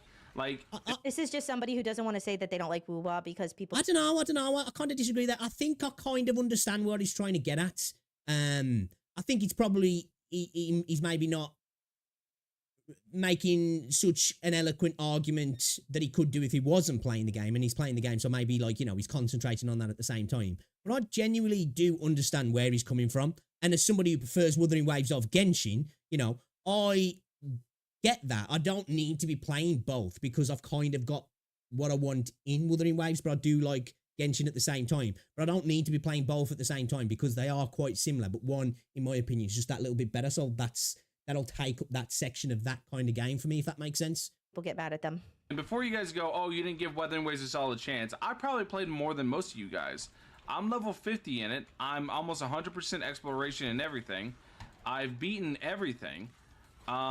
There's literally nothing I have yet to have done. And I'm one of these people as well. I don't think you have to do all of that to have an opinion on a game. When you're making a review, different thing. I think to voice your opinion on a game, I hate this argument where people go, hey, you just haven't played enough. And it's like, I don't agree with that. I think you can have an opinion on a game whether you like it or not within the first half hour of playing a game. If it doesn't pull you in, you ain't feeling it. You know what I mean? Obviously, there's different arguments that you might make later on where it's like, I don't think that's fair for you to necessarily say that because you haven't experienced it in the way that you potentially need to experience it to make that opinion, or not to make that opinion, to come to that conclusion. But at the same time, I think you can genuinely voice an opinion on a game with what you think about it within the first hour or so of playing a game. So, I just decided to... That's a part I don't understand. I don't like Horizon Star Rail, but I'm into other popular gacha games. Being a major Genshin player, I think I like WuWa and ZZZ and Genshin equally. That's totally fair as well. That's totally fair. You know, kind of chill on it. And just, if they improve it, because I actually like Kuro games a lot, because I played PGR. A lot of you guys don't know that. But I played PGR. I actually like Kuro games a lot, and I have a lot of faith in their ability to improve it. But as it is right Guys, I am an individual that has a hard time having good argumentation that is clear when I am playing a video game. I would say that I'm actually a pretty... I agree very much on that. I struggle at the best of times anyway. Definitely not when I'm playing a video game. Intelligent person. I'm pretty well-spoken for the most part. However, when I'm playing a video game and trying to do challenge content especially, I become a dummy, as do the vast majority of people become stupid when they're trying to play a game well and they're trying to have a thought. Highly recommend, if you ever desire to do this kind of content, film the gameplay and then film your take. I do agree with that. I do genuinely think, though, he's voicing his opinion in a well enough crafted way that I get what he's saying. You know, I genuinely do. Again, going back to that thing of you can have something very similar, but just you don't need both of it, you know? One's just enough, and that can be a reason not to like, not necessarily to not like it, but, you know, it's not the thing you're going to put a lot of time into. Especially if you don't use a cam, slap the fucking take on the background of the gameplay, please, so that you can actually have nuance and not end your argumentation in so, yeah. Right now, I just don't really care to make content on it. Fair point. That's fair. So, I really do prefer ZZZ over it, because ZZZ also... But the thing for me as well, though, where I start to pull away from what he's saying is the comparison, comparing Wuthering to Zenless, in saying, I prefer Zenless over Wuthering. And the reason I've got an issue with that, well, not so much an issue, but I question it, is because other than them coming out at the same time or similar time, they are totally different games. Comparing WuWa to Genshin, totally fair. You can compare whatever you want to whatever, you know, end of the day. But it's like saying, well, I prefer Call of Duty over, I don't know, freaking The Last of Us 2. It's like, well, they're totally different games, you know? Both have got shooting mechanics in some degree, but they are not the same game, if even the same genre. And other than being in a third person and action, and in the gacha space, they're totally different games, aren't they? Wuthering Waves and Genshin Impact. One's an open world action RPG, and one's a instanced action combat game, really. It is a role-playing game. It is at its core, but it's totally different. It's small, instance, almost roguelike content, where Wuthering Waves is an open world action game with a gacha system attached to it, where I feel like this in its sense is definitely a more true gacha game. And I think trying to make comparisons between the two really is where the argument falls a little bit apart. Like, you know, they're just not the same game, really. Where to me, Zenless is a lot more comparable to Snowbreak Containment Zone, to PGR, to Solo Leveling Arise, to those sort of games where you have these little instance scenarios where you go in, you fight a couple of enemies, and then you go on to another area, and then you kind of go back to a hub, and you do your little bits and pieces, you do your pulls, you do your farming, which I know you do all of that sort of stuff in the other games as well. But it's in a totally different guise, isn't it? You know what I mean? Also allows me to play it. ZZZ allows me to... More like comparing COD to PUBG. Yeah, it's probably a better analogy, or Unreal Tournament to Call of Duty, yeah. I was just thinking more of the aspect of it being almost a little bit more abstract, because I feel like these games are nothing alike, other than that they are action-based, they're gacha games, and I guess they're role-playing games in a sense, you know? I'd argue that, well, it is a role-playing game, Zenless is as well. They're both role-playing games. They're RPGs at the core, which most gacha games typically are, aren't they? For the most part. But yeah, they're totally different games. To play this game as much as I want in like a hardcore degree, but at the same time, on the days I want to be casual about it, I can. I don't feel like I understand that take. This feels like a recency bias take where WuWa is a couple weeks old and you've played a lot of it, and Zenless Zone Zero is new and shiny and fun. First of all, I don't think that there's an endless amount of like hardcore content to do in Zenless Zone Zero. You can... I don't think there's an endless amount of hardcore content in any gacha game, really. I could be wrong, I haven't played them all. But I think that's one of the weakest points of gacha games, in my opinion, is the end game content for a lot of them isn't replayable enough, doesn't have enough variety, doesn't have enough resets regularly to keep it fresh. And I think that's one thing that they really need to work on. You can definitely smash your face into Shiyu defense for 1,000,000 years if you want to. Just like you can smash your face into a holographic enemy in Wuthering Waves for hours and hours if you want to. But you can also, in Genshin Impact, rerun Abyss for hours and hours if you want to. But like, I feel like this is a recency bias take where this thing is new and shiny and exciting, and Wuthering Waves is not as new and exciting. So you like this better, and that's fine. You can, or you could just genuinely like this more. But man, this is just, wowie. I don't have to spend like 20, 30 minutes doing dailies like I do in WuWa. Okay, now that's just... You don't have to spend that long doing dailies in WuWa. You've got your daily quest, which you can literally do most of the time in a minute.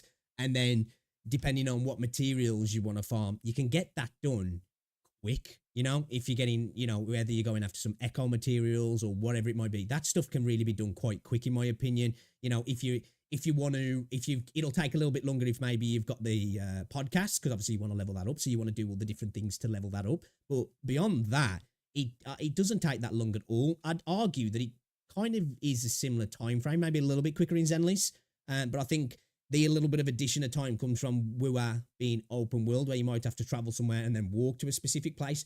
Again, this goes back to how I was talking about with some people, an open world can be a negative to a gacha game and any other game later on when it comes to doing that sort of daily grind sort of content, because there might be a little bit of traveling between points of interest in between teleports and such. But yeah, other than that, I don't think it takes much longer at all, if I'm honest. I have to go to this domain, do this thing, go to this quest, talk to this old man on a hill, go look at the grave, and I gotta... I think if he's got a problem with that, then he should definitely have take much more umbrance to Genshin, because the dailies in Genshin suck. And traversal in Genshin sucks. I like Genshin, but I hate doing dailies in Genshin. It just sucks. It's not an enjoyable experience. I do all this stuff to be able to basically do my dailies. Wait, and I gotta do quests. WuWa, where I have to go to this domain, like 20, 30 minutes doing dailies like I do in WuWa. Wait. Sorry. ZZZ allows me to play this game as much as I want in like a hardcore degree. But at the same time, on the days I want to be casual about it, I can. I don't have just does not take 30 minutes. to spend like 20, 30 minutes doing dailies like I do in WuWa. What are you doing for 20 or 30? This is genuinely the only bad take that I think he's had. The rest of the takes have I think, you know, you can take them as well. I disagree with that, and that's fine. I just think that's just a bad take. That is, it's less of, oh, well, I think this and he thinks that in his opinion. I just think that's a bad take. Minutes in WuWa. To do the daily actual quest things, that takes like 5 minutes. And then if you just blow your resin, it'll take like a total of maybe like 10 minutes. Exactly. Maybe. If that, when it comes to the dailies, because most of the time it's usually go kill 5 TDs, you TP straight to them and you kill them within a minute or two. If that, if you've got Jian, you just cane them out and it's done. And then spending your wave plates doesn't take long at all, depending on what you're doing. Some stuff takes a little bit longer. If it's tacit field stuff, takes a little bit longer. But, you know, if you're just going to the simulation or you're going to a forgery or whatever, you can do that stuff really quick. I will say, I do like Zenless Zone Zero has the quickest dailies of like any fucking gacha game known to man. It's awesome. They are quicker. Definitely, I agree with that. Except maybe HSR. Yeah, that's fair. HSR is also very fast because you can AFK it. That's actually true. That's true. Yeah. They're similar, I have to go to this domain. I'd say in that regard, HSR is the best because you can just autoplay and go off and fucking play with your dick if you want to, you know? Do this thing, go to this quest, talk to this old man on the hill, go look at the grave, and I got to do all this stuff to be able to basically... That's the most annoying daily, is when you have to go to the grave, because that usually you have to TP and then you have to do, like, it's a decent, well, it's not a decent walk, but you have to do the little walk, jump down towards the grave, then go back to the dude. That is the most annoying one, and the one where you sit down to take the picture. But other than that, it's usually just go kill the TDs or the cat one. They're much better than Genshin's, in my opinion. Do my dailies, whereas in ZZZ, I showed you guys, you spend 30, 40 seconds, your dailies are done. You go, you do 2. Okay, that's also an exaggeration. It does not take 20 or 30 seconds to do your dailies in Zenless. It does not take 30 minutes to do your dailies in... Yeah, I agree with that. This is just a bad take. This is Wuthering Waves. How are we exaggerating in both directions? If you want to have a take, you shouldn't need to exaggerate to prove your point. That's wild. Do 20-second runs afterwards, burn your energy. I agree with what Hexa said there. If you've got a valid point, you don't need to do that. Dude's he's extended the time in exaggeration in Wuthering Waves, and he's condensed the time it takes to do it in Zenless. Now, he's right in principle. It is quicker in Zenless. But that's not just down to the actual content. It's the game itself. It's an instance game. So just getting around everywhere is going to take time away. Anyway, this is what I was saying where open world games in the gacha space sometimes can be a negative later on because there's a little bit of time spent moving from spot to spot. You can TP, but you've usually got to then walk from the TP to where you need to go. But they are quicker in Zenless, but it's not 30, 40 seconds, and it's not 30 minutes in Wuthering Waves either. You're good. That's your dailies. So this game gives me the avenues to play it super hardcore when I feel like it, but then on days I don't want to do that, I can just play extremely casually. What do you mean by super hardcore? What super hardcore content are you doing in ZZZ? Are you saying that you get to play for a lot of time? Because people mix that up as like, what is hardcore content? Is that like you can do a lot of content, or that it's like difficult content? Because people use... We were talking about this the other day in stream, between the difference between casual and easy. Some people always take the idea if content's difficult in a game, then it's not a casual game. And I totally disagree with that definition of what a casual game is. A casual game for me is something that allows you to just hop in, hop out. You know, it's more of a time sink situation. It's more of being able to just play it how you want to play it. The game is created to allow you to engage it in whatever way you want to do it, you know? I don't think it's got anything to do with the level of difficulty of a game. There are games out there that are quite hard, that are super casual still, because they allow you to hop in and hop out. It's just that the level of difficulty is higher. Use those things interchangeably. Games like Genshin, games like WuWa, those open world exploration games that take 20, 30 minutes to get their dailies done. Okay. Those games, you're not playing that casually. There's no way. Like some days I don't have 20, 30 minutes to y'all be playing Genshin hardcore? Put your hand up. You be playing Genshin hardcore. You can't even play Genshin anything other than casually. So he's saying casual and hardcore is like a time thing. Is that, am I misinterpreting that? Am I misinterpreting that? For him, hardcore and casual is an amount of time thing, not a difficulty thing. Is that how he's using it? See, like, I think I disagree probably with Hexia. I think she's seen it as difficulty is the difference between a casual game and a hardcore game. But I'd fundamentally disagree with that. I think it's more in how the game allows you to tackle content, whether it allows you to do it in as many ways as potentially possible and allows you to be in and out of the game as well. I do agree with that in that sense, because that's what makes a game casual for me. That's why many mobile games are casual. That's why gacha games are casual, because they allow you to do that, really. Apart from your dailies, you really don't need to be spending a lot of time tackling content. Now, I think difficulty has got nothing to do with whether a game is casual, in my opinion. There's hardcore content in a game that's difficult. That's different, but a game being casual to me, I disagree with that. I think a game being casual has got nothing to do with how difficult it is. I genuinely don't understand. You're not playing that casually. There's no way. Like, some days I don't have 20, 30 minutes to spend to be able to fire up the game, especially whenever you consider a launcher. You launch it and everything. Bro, what are you playing on, man? A fucking potato. It does not... I'll give him this at the minute. On Wuthering Waves, to apply some of the freaking patches sometimes, the game loading up, seems to be a lot longer than it used to be. But the idea that... Dude, man, fuck, bro. I ain't got 20, 30 minutes. Like, the game's taking so long to load up. I'm spending 19 minutes doing that. It's like, come on, man. I think he's been a little bit disingenuous now with the daily situation. You sit down, before you know it, 20, 30 minutes turns into 40 minutes, etc. No. Even when I do my dailies on Wuthering Waves, I can usually crank out everything I need to do my daily quest, do my stuff. And I've got the podcast as well, so there's a little bit of extra busy work because I want to try and level that up. I don't usually do everything, but just try and do the daily stuff and some of the weekly stuff. And I can usually get that stuff done along with using my wave plates in like 20 minutes max. You know what I mean? And that's max. And that's doing the podcast. Take away the podcast, 10, 15 minutes and your stuff's done. You know what I mean? A minute to 5 minutes max to do your quest. And that's probably exaggerating a little bit. And then you can spend your wave plates rapidly. And some days I don't have that time. I don't have the time available to do that. Whereas in ZZZ, I almost always have the time to spend the 5 minutes it takes to get all my dailies done. I thought it was 30, 40 seconds to do all your dailies. Yeah. Yeah, now 20 is 40. We don't know. Hey. I think potentially he's just been a bit disingenuous, that he maybe likes the gameplay loop of dailies in Zenless and it feels like he's spending less time. Because I think, honestly, I feel if you've got the time to do your dailies in Zenless, you've probably got the time to do your dailies in Wuthering Waves. I think that, you know. I genuinely think that. Now, I'm not saying that it's not quicker in Zenless, but it's not to that degree where it's like, well, I can't do that today, you know? Yeah, even if it's doing it before you go to bed or something, you know what I mean? Or just as you get home. I think you've got the time to do that personally, if it's that important to you. If it's not, then you just don't. There's plenty of times when I don't play a game like that. I'll literally some days just log into Wuthering Waves to get my asteroids because I've got that monthly pass. Because like I'm too busy to do that.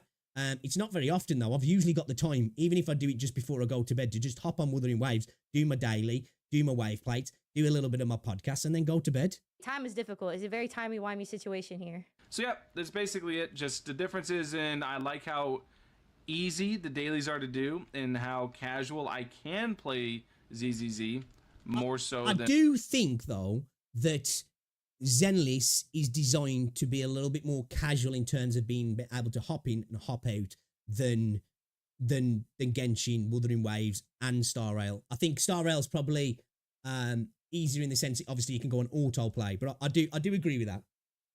And WuWa, which was pretty demanding.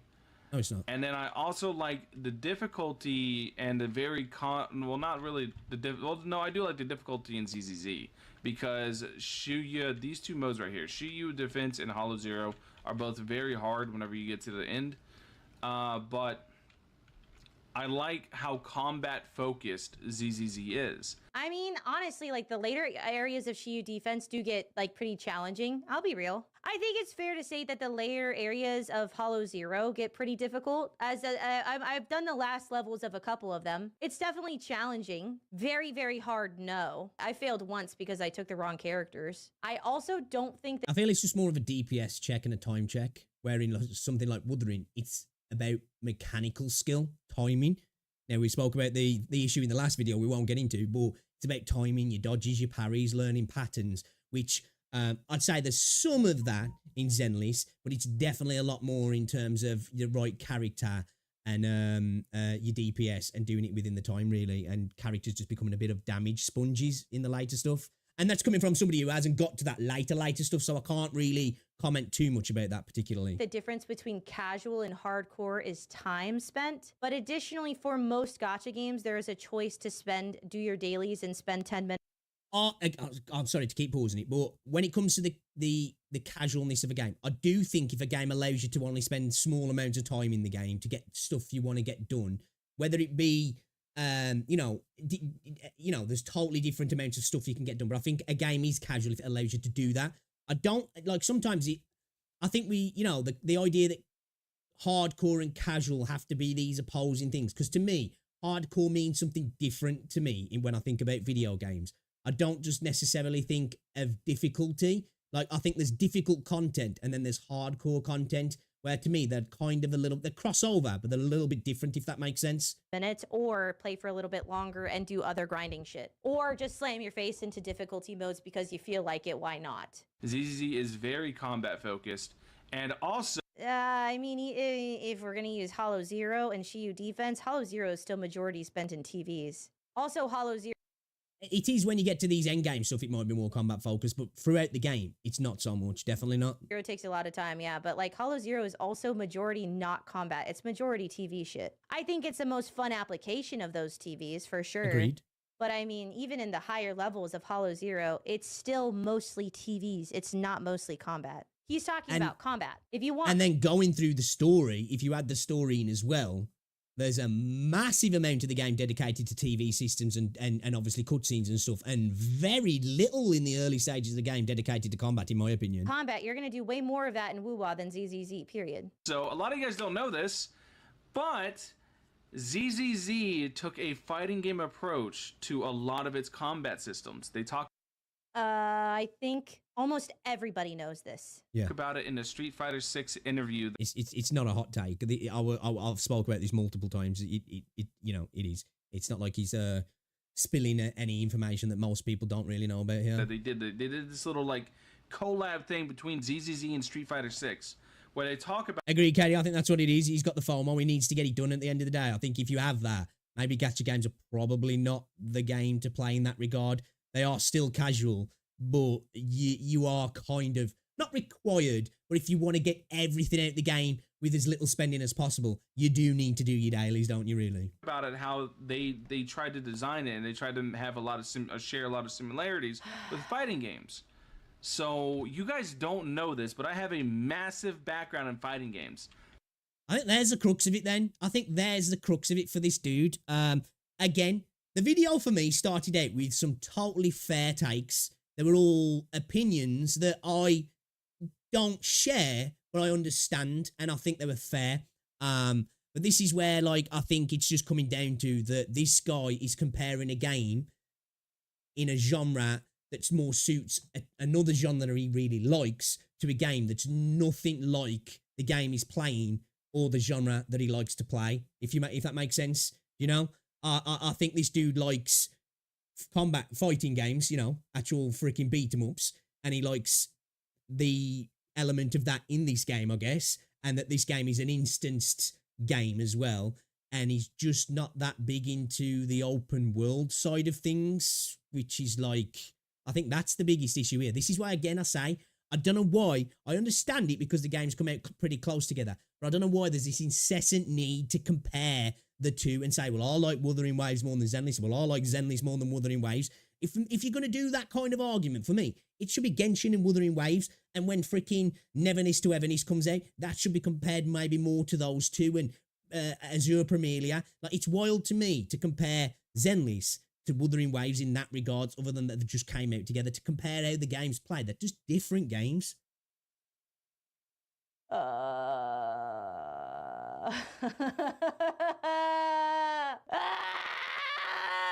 In DNF Duel, I was a top 50 player in the world on console. I was top 200 in the world. You know, it's like comparing freaking desserts to mains. It's like, well, they're both food, but, you know, it's like, well, I like, you know, cheesecake more than freaking steak. And it's like, okay, what the fuck, you know? PC, I don't care. I'm really good at fighting games. I love fighting games. That's awesome. So it feels a lot more natural for. There is a lot of ego that comes with players who play fighting games, isn't there?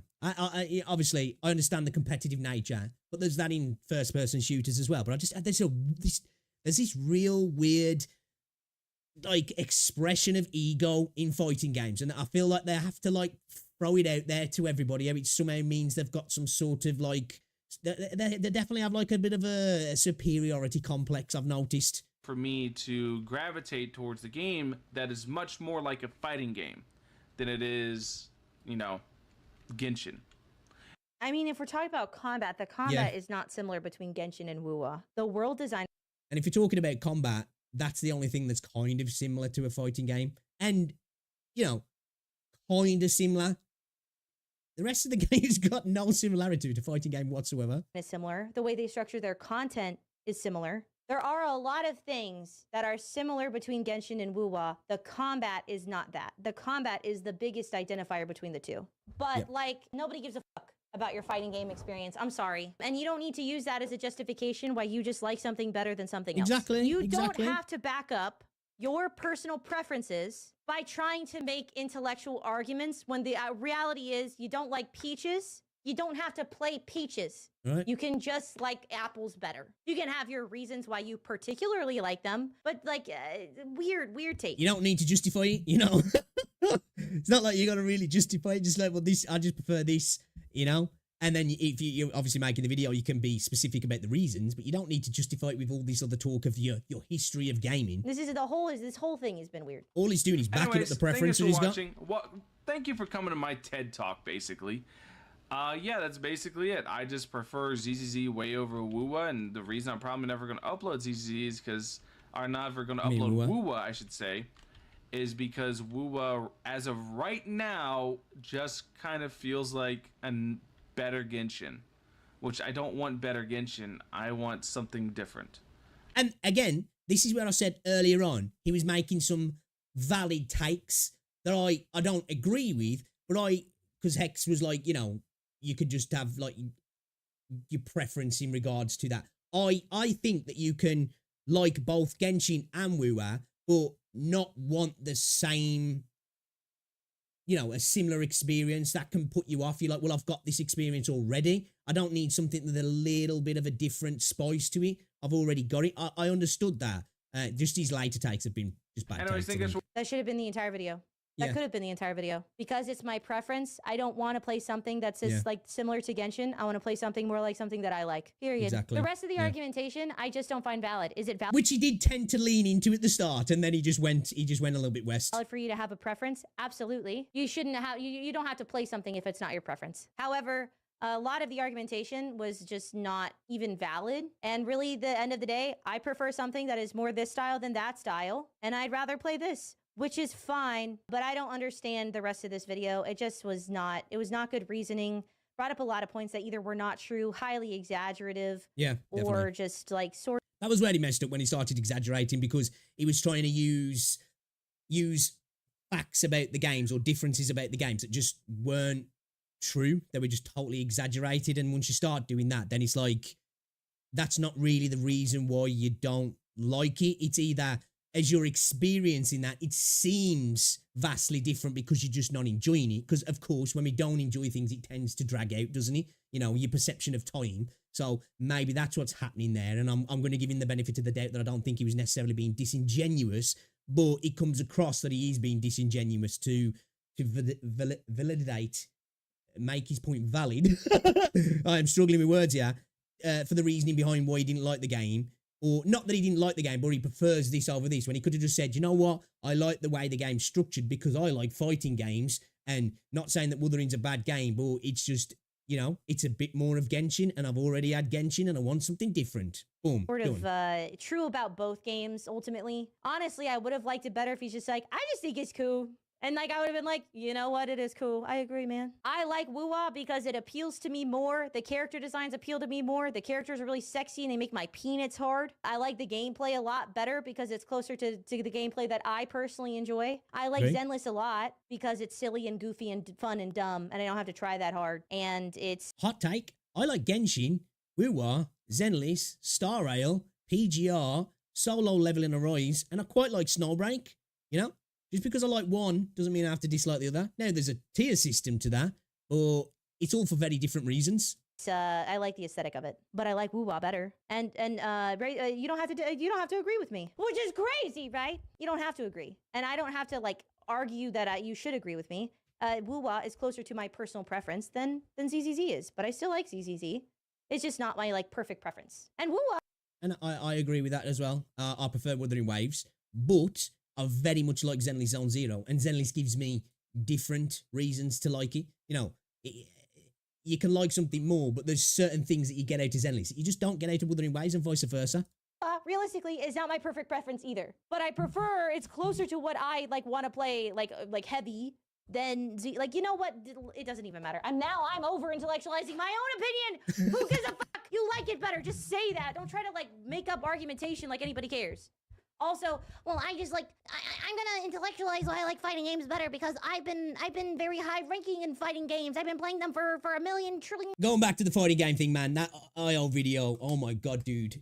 Another video full of bad takes because you wanted to intellectualize your view of fighting games into a gacha game, and like, man, that video. Billion years. No one cares. That's fine. This was a video. You don't have to intellectualize or logisticize your personal preferences. You can have them. You're allowed. I will personally give you permission. You can just have your preferences, and you don't have to intellectualize them at all unless you're actively saying that something is bad and something else is good. Then it's not about preference. Now you're saying something about the quality, right? If you're saying that you have a preference, you don't have to logisticize it. You can say what you like better, but to exaggerate and make poor argumentation and bad points, not my favorite. That's what I have to say. Let me know what you think. Do you prefer Zenless Zone Zero or Wuthering Waves more? And let me know why if you want to, or just that you like peaches and not apples. Whatever. I don't care. I'll see y'all later. Come join us on Twitch if you ever have time at twitch.tv/x_juice. Baba Booey D's nuts. Boo bye.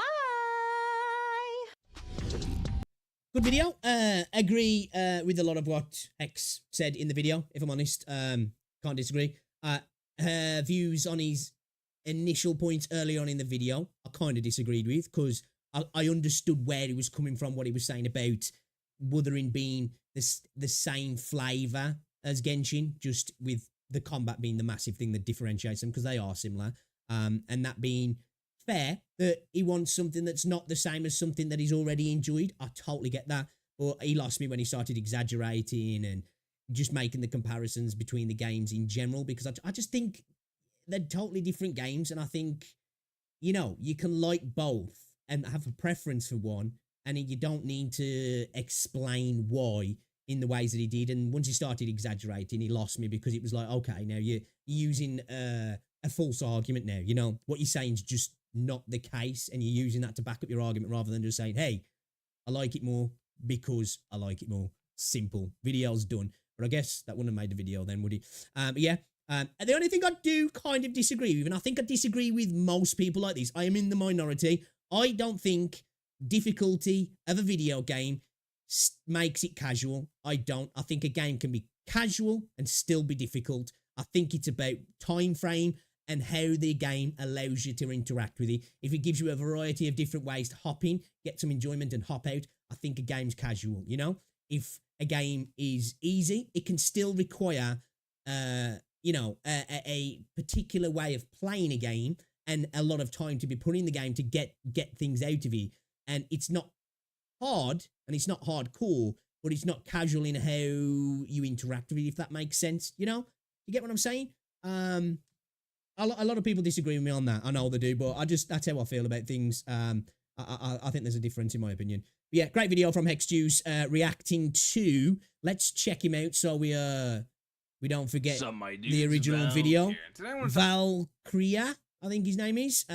Yeah, shout out to Hex Juice and shout out to him as well. On the video, I'll leave some links in the description. You go check him out. Sub, all that good stuff. Drop a like, everything. Appreciate it. Good video though. Good video. Yeah, I didn't want to pick up on that, Neo. I saw it.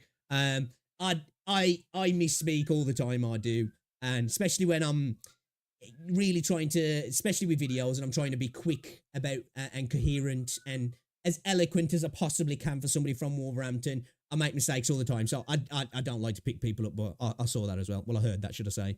I was gonna pull it up because she was questioning his explanation of things, you know? So I was like, you know what? Maybe I should there, but I'm not gonna because I'll probably say something in 30 seconds where people will be like, yeah, you just butchered that pic. Shut the fuck up. Vulcan and Gatchmack did a podcast video with I watched it last night. Oh, I haven't seen it. I might have to watch that. I probably won't react to it on stream because it'll be a bit longer, but I might have to watch that, or we could do it another time. Before he even got into the whole Wuthering Waves doesn't have a me, he lost me on that video when he started talking about, now some larger content creators might disagree with me, when he was talking about that content creators somehow deserve special versions of games in terms of test servers to be able to make content. I'm like, dude, if you can't make the content for a game on the same version that everybody else has got, then that's a you problem, man.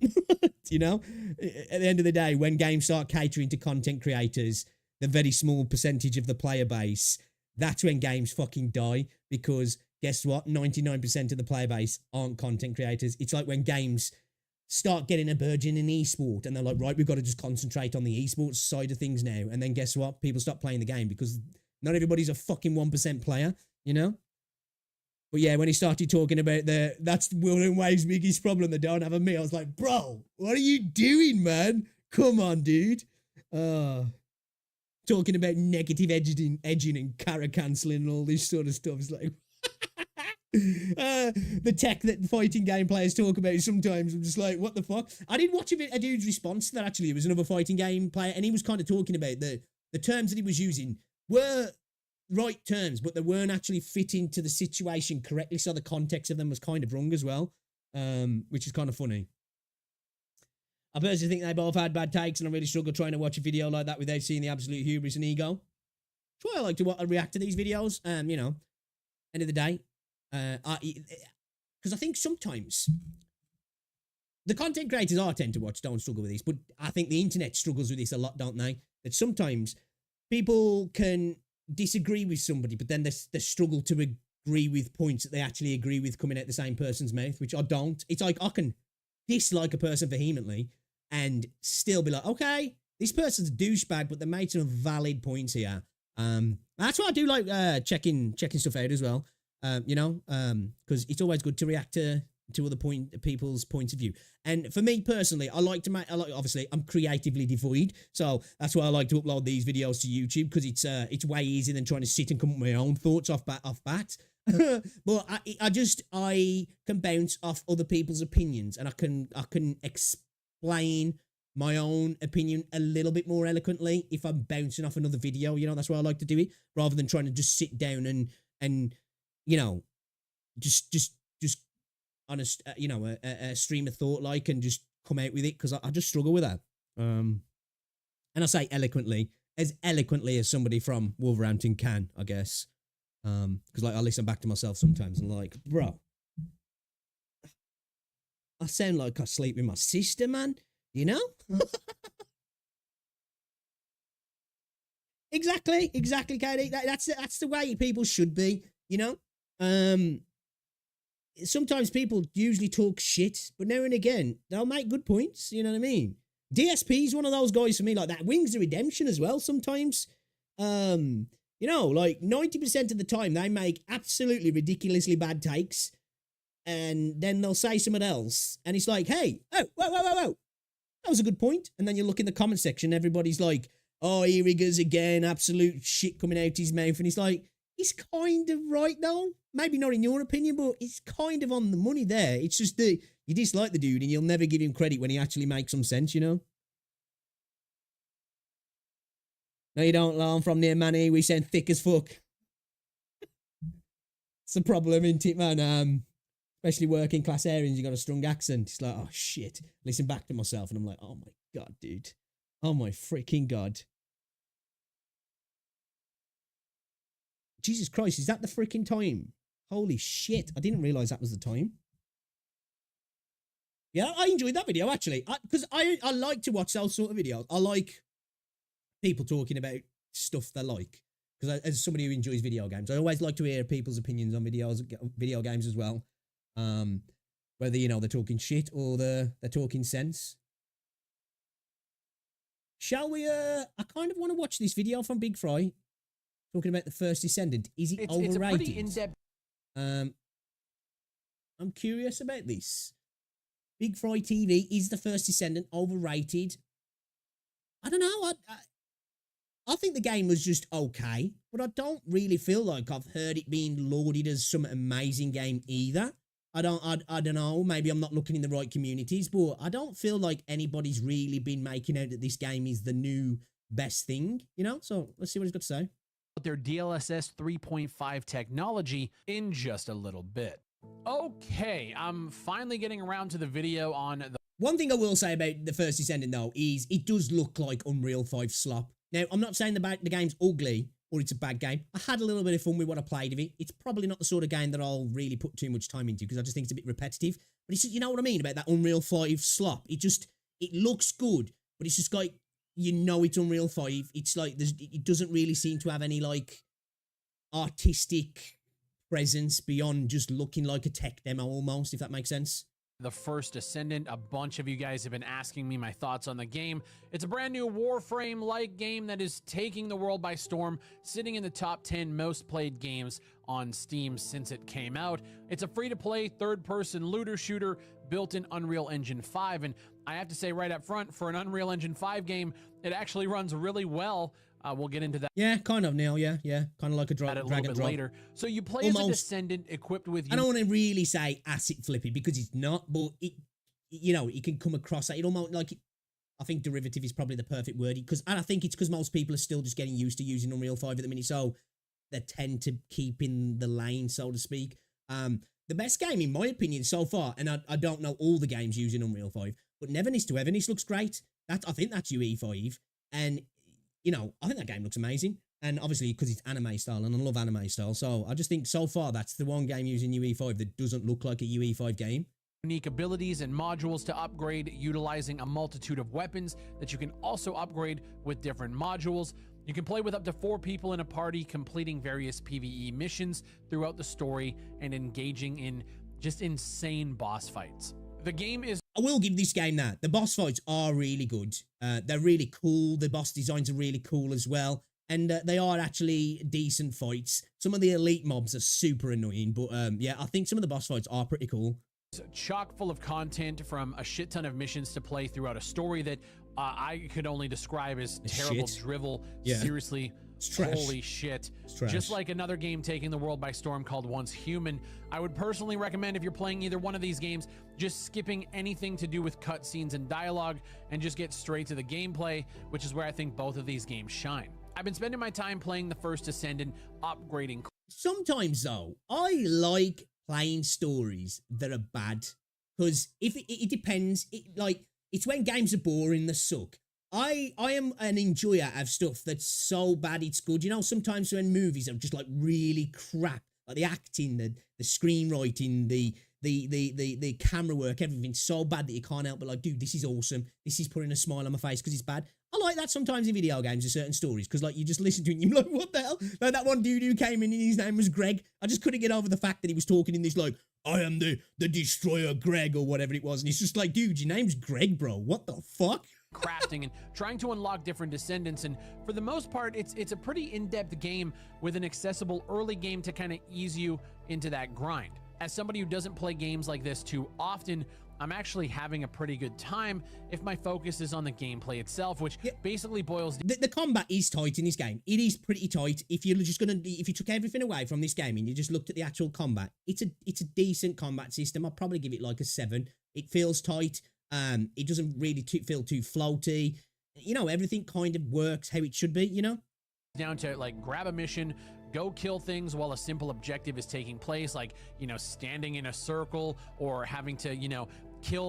Hey, what's up, Cheese? Right, I love that, dude. I love that. Waves of enemies until one of them drops something, and then you gotta grab that item, run it over to a generator or a robot, power that up. It's very simple gameplay. Yeah. And then basically you do the objective, you kill a bunch of things, and then you move on to the next mission, which is essentially the same thing.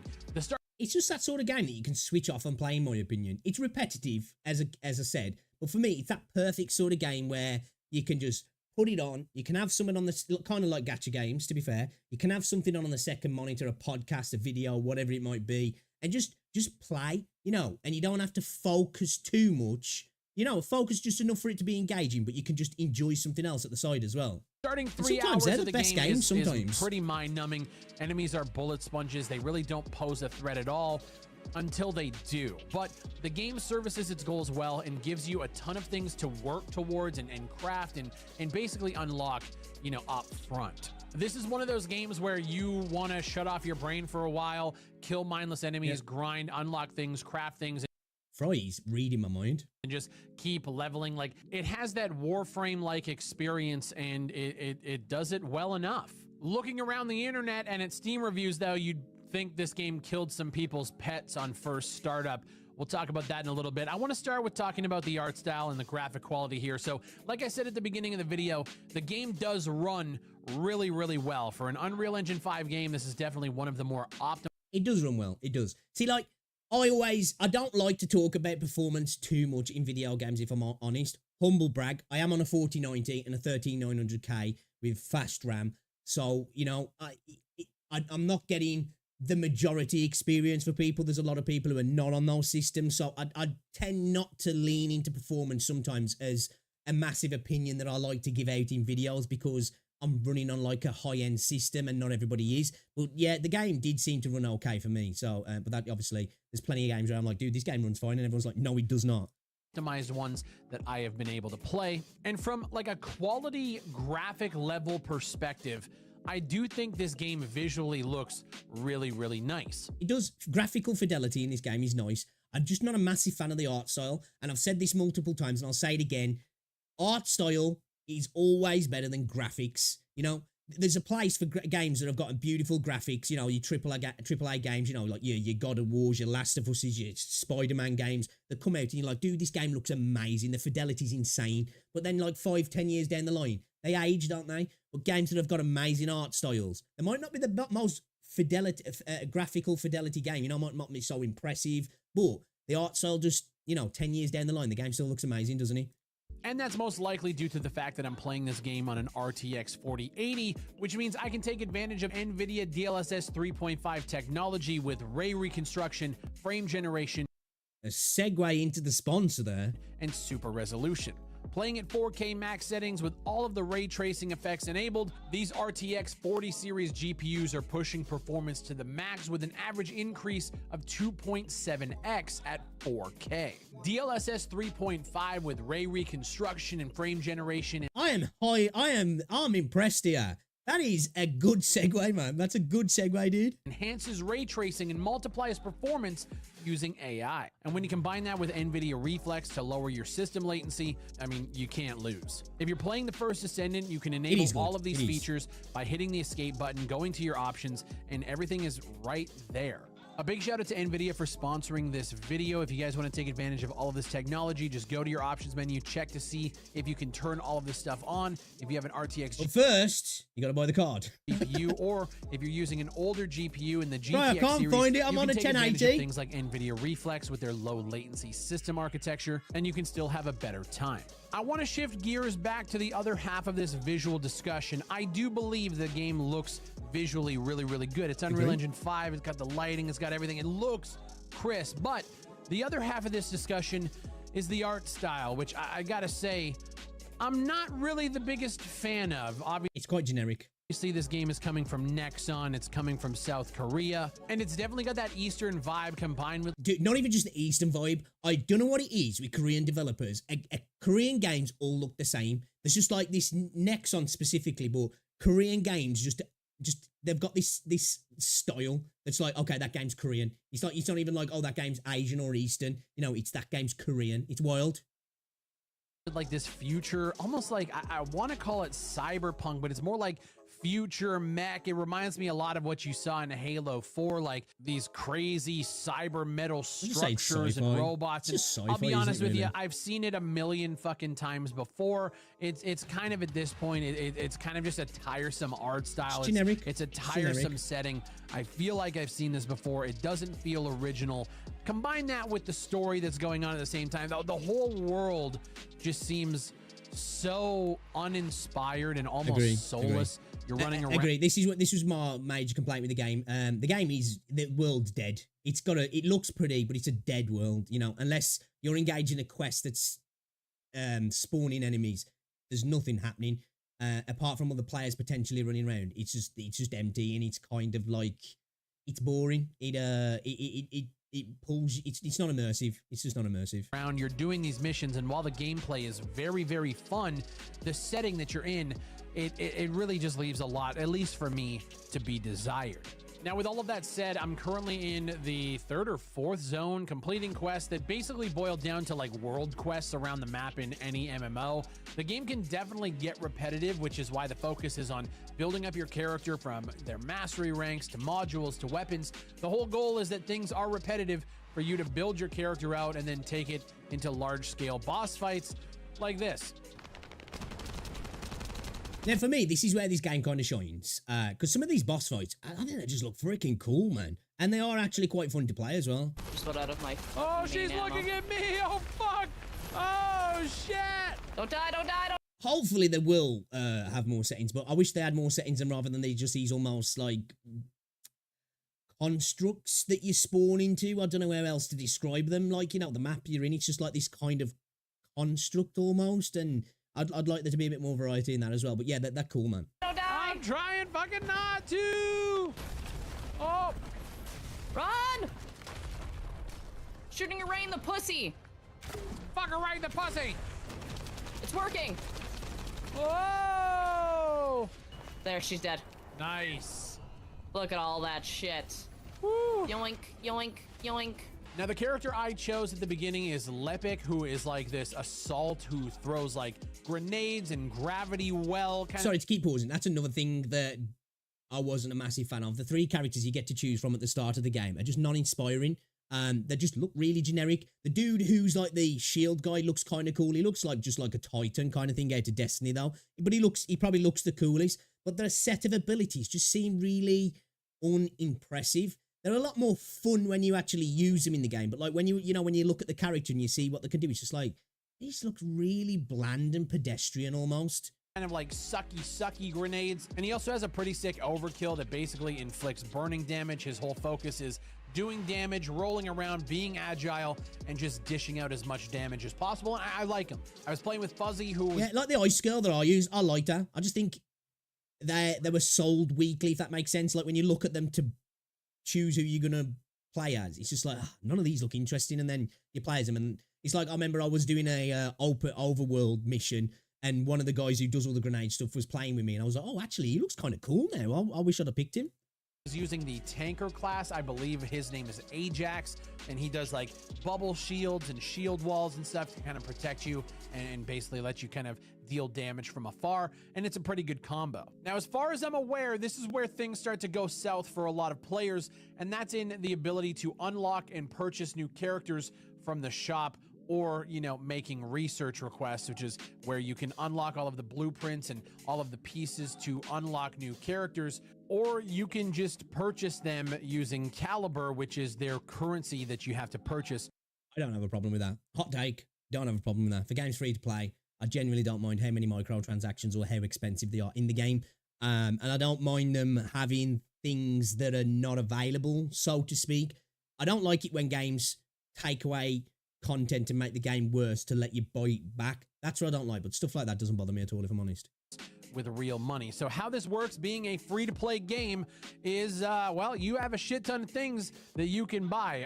Cosmetics, descendant skins, weapon skins, color palettes. Most of that stuff can be unlocked through their premium battle pass, which costs a certain amount of Caliber. And there's also an in-game store that sells other items for Caliber as well, along with XP boosters and items to bypass certain time barriers with real-life money. The individual descendants can be bought directly from the store using Caliber, and without this current... And as somebody who I've played about 20 minutes of Warframe, as somebody who's not played it, I guess, I've seen from a lot of the people within the Warframe community say that the system's not bad at all in the time, because apparently the amount of time it takes to get all your parts for your frames in Warframe is like a lot, apparently. So I think it just depends on the kind of games you play, where you might be a little bit more, generous in your view of this sort of stuff within the game. Me, when a game's free to play, like I say, as long as they're not pulling stuff out the game and making it unfun so you have to buy it back. I don't mind stuff that might take a little bit longer if you're free, or certain stuff you just can't get access to if you're free, because at the end of the day, the game's got to make some kind of money, hasn't it? Like, you know, and I think if you don't like that sort of stuff in games, I just think you should stay away from free-to-play games, personally. You need to grind for materials to unlock each new descendant, which, as far as I'm aware, is the exact same system that they have in Warframe. Yeah. Now, whether and as you far consider as that I'm aware, it's more generous. When in a PvE experience, there's no PvP in this game at all. That's kind of up to your discretion, which is... Yeah, it's not pay to win, really. It's just pay to progress, I guess. You know? Pay to power, I suppose, almost. Why I feel like the game is sitting at a mixed review. There's other reasons in there as well that we're going to talk about, but that pay-to-win element of, you know, a PvE-only experience, and you can choose to bypass time gates and other things by spending real money.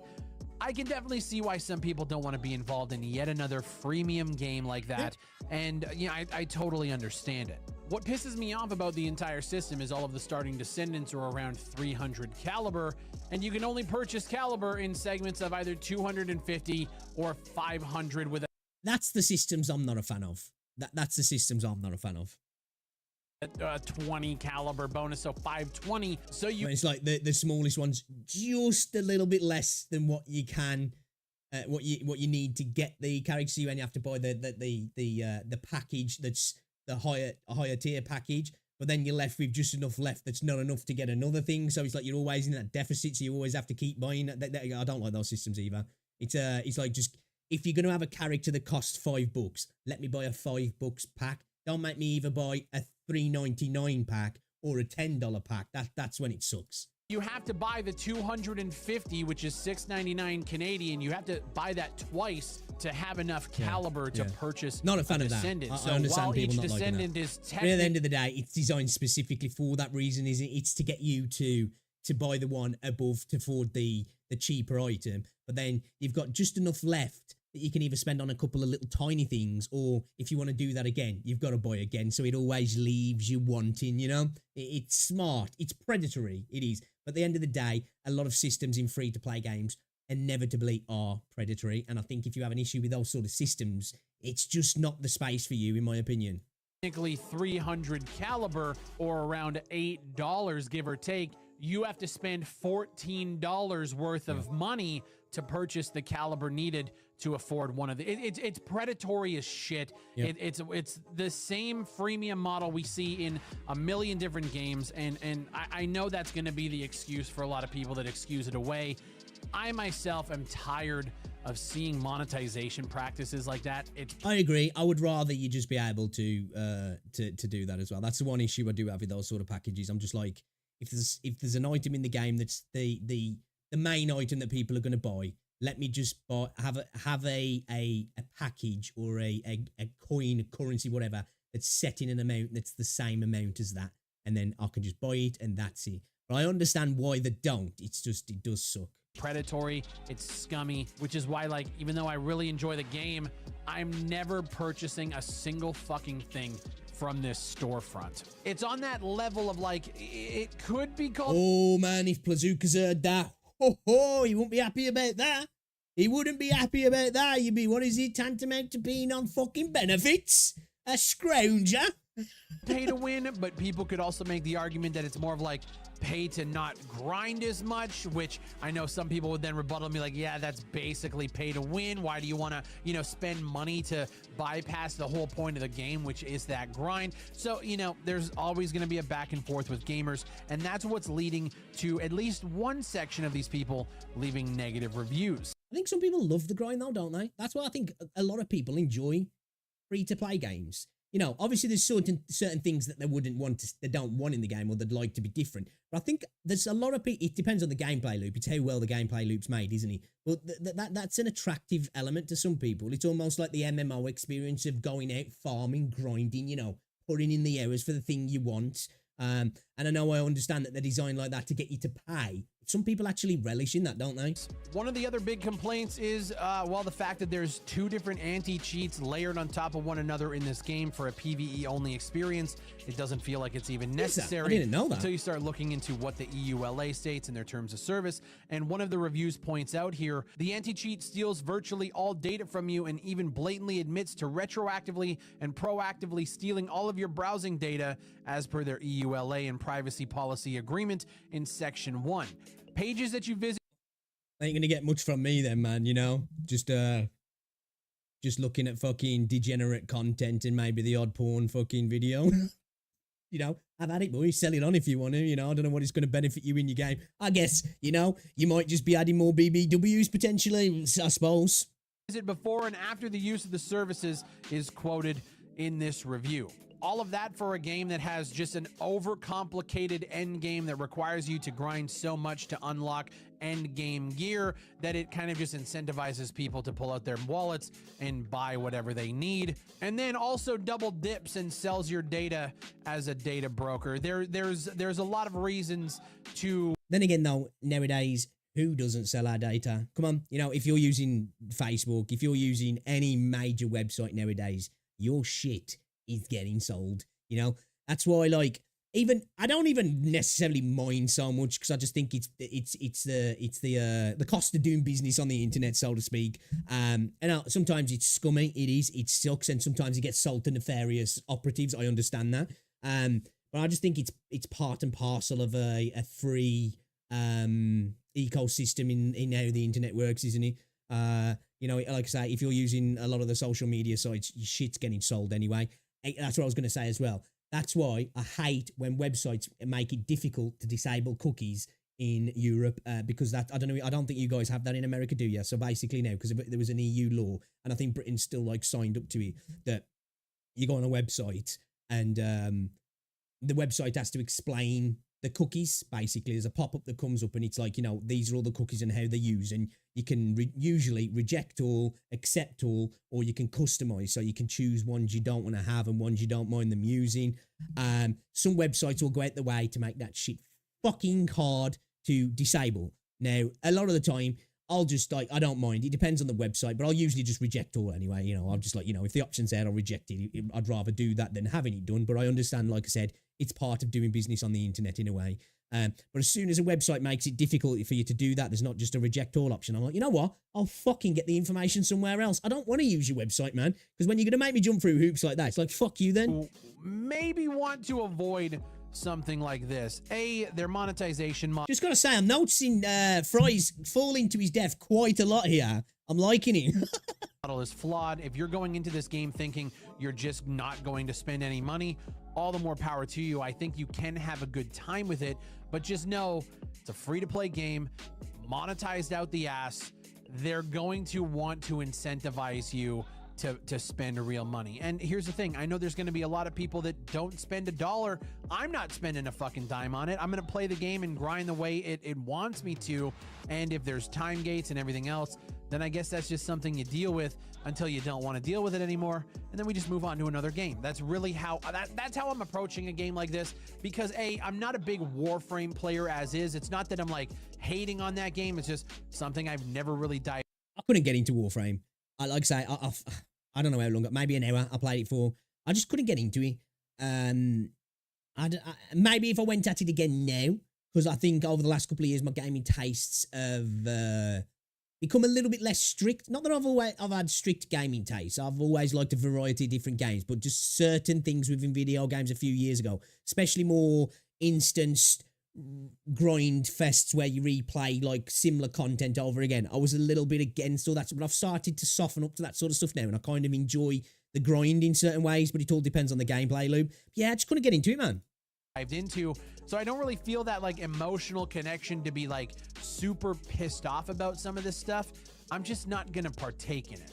Long story short, I'm enjoying the game, at least for the gameplay itself, the addictive nature of, you know, always upgrading your character, unlocking things, that dopamine hit for unlocking and progression in a game like this is insane. That being said, when you look into what this people actually have gripes super with, you annoying. can see some real like valid complaints from the community that's leading to this mixed review score. But at the end of the day, I am going to make an argument. I haven't looked at any of the reviews, so this is a total assumption, and I'm just like speaking out my ass here, but I reckon there's going to be a lot of negative reviews and people having issues with the game just because of the microtransactions, which I think at the end of the day nowadays is almost a little bit disingenuous from the consumer side of things. Obviously, there's going to be levels, and certain egregious systems in video games deserve to be called out, but I just think nowadays we know what we're going to get out of free-to-play games, don't we? We know what is expected, really. You know, we know what the design philosophy is going to be and what the game's trying to do in terms of FOMO, emotional connections, you know, time gates, whatever it might be, whatever the system is. We know that one of them or all of them or some of them are going to be in the game. And I just think if you've got a viewpoint that you just can't stand that stuff, I just think it's best just to stay away from those kinds of games personally, you know, because we've got to face it now. Those sort of things have been creeping into games for a long time. There are premium games, so we're going to expect it in freemium games. I think I understand when people get mad about it when they've paid 50 quid for a game and then there's all these systems in the game. That fucking blows and shit deserves to be called out. But I think a lot of the time it's cosmetics and just extra stuff that makes the game, you know, add some extra stuff, more enjoyability to the game. I don't really have an issue with it personally. It's like to talk about healthy player bases and player pools of games. Right now, the game, I mean, it peaked at 264,000 on Steam. Which is insane numbers. And at the time of recording this video, a 24-hour peak of 150,000. Even with the mixed review, there's a ton of people still... Damn. It's holding numbers then, isn't it? It is holding numbers. Is this game on console as well? By any chance, Chad? Do you know? Is this game on console or people in the comments? Is this on console? Oh, it is, yeah. Fucking hell, I'm stupid. It literally says right there, somebody's playing on PlayStation. All right, no need to answer. Playing it, and I think it's doing very, very well. Yeah, if you're definitely looking for something to grind mindlessly throughout the summer, I do think this could be a game for you. You can play with your friends. You can do some PvE. You don't gotta... That's probably why it's doing well. There is that element to it. I think this has probably got a lot of Destiny and Warframe players, so it's like it's probably happened at a perfect time that both of those games have kind of... They've been out for a while, and there's a bit of a, there's a bit of not complacency, but, not even from the devs, actually, but there's a bit of that yearning for that sort of thing from the audience. So it's probably come out at just the right time for people to be like, you know what, I'm going to go grind this for a while until the next thing comes out, like, or the next big content update for one of those other two games, you know what I mean? I worry about hackers coming in and ruining your experience, at least as far as I can see. And you have something to do. I haven't dropped a video on it, but it's going to be coming this week. I will say, if I, gun to head, if I had to choose one game over the other, whether it's The First Descendant or Once Human, both of these games are delivering two different experiences, but they have a lot of similarities. Both are coming from South Korean companies moving over to the West. Both of them have that kind of same weird, like, ooh-woo Eastern aesthetic, but Once Human is leaning more into the MMO survival game and more MMO, whereas The First Descendant is leaning more into that Warframe Destiny style experience.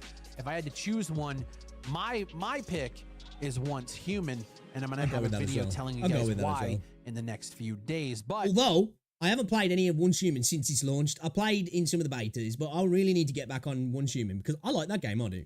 If you're wanting to get into a game like Warframe, but that in-depth nature of the game is kind of intimidating, I don't know, maybe take a look. Or if you're looking for something just like a casual, mind-numbing grind for you and your friends, try the game out. It's completely free to play. It is Nexon. That's the benefit it's got as well, hasn't it, over Destiny and something like Warframe is they've been out for a long time now, and there's a lot of stuff in the game and a lot of systems and a lot of updates, and you can come into them, it can be a little bit overwhelming. I've said this multiple times about Destiny. I feel like Destiny is one of those games when you take a bit of time off and you come back, it's just like, I don't feel like I can get back into it.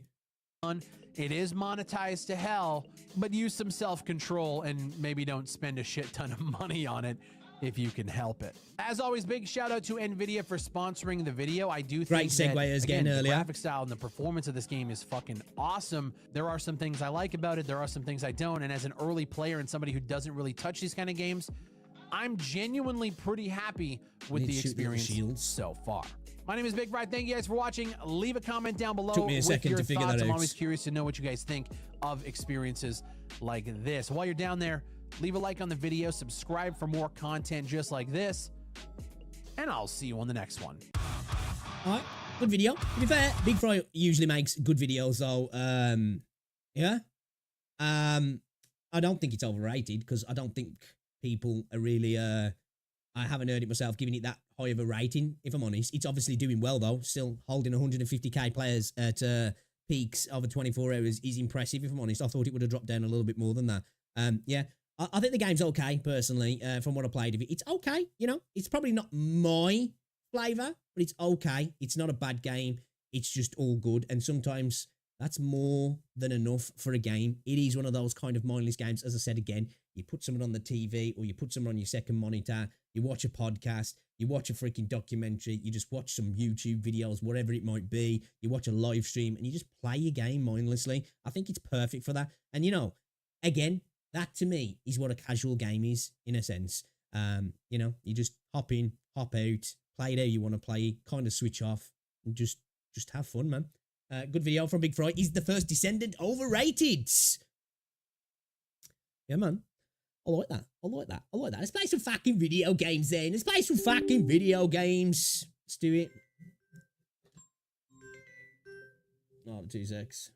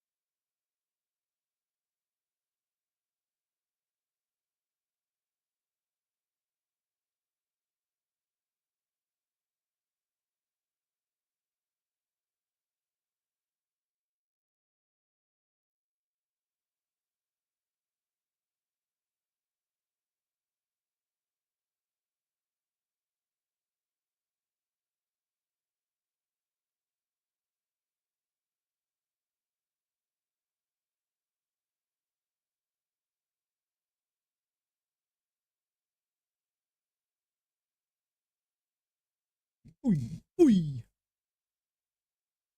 Right, an issue with the gacha system. You buy in-game currency for the chance to get a character you want. There's nothing wrong with that. I personally don't like it. Yeah.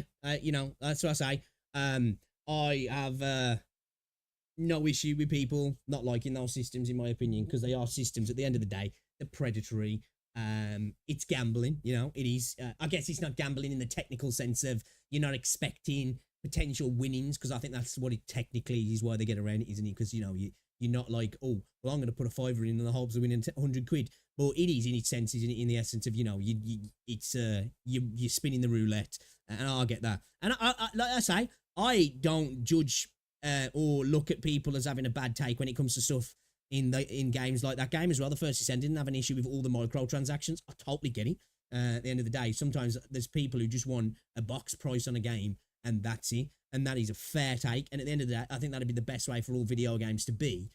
But, you know, you've just got to understand that when a game's free to play, it's going to have systems that are going to be like that, aren't they? And I think the best thing to do is just stay away from them. I think when you see people going on Steam or whatever, making reviews based solely on the monetization of the game, and it's like, but what did you expect? Obviously, sometimes there's egregious stuff in games where it's like, okay, that deserves to be called out, but 90% of the time, they're systems that are used across all the free-to-play games now, aren't they? And it's nothing new anymore, like, you know?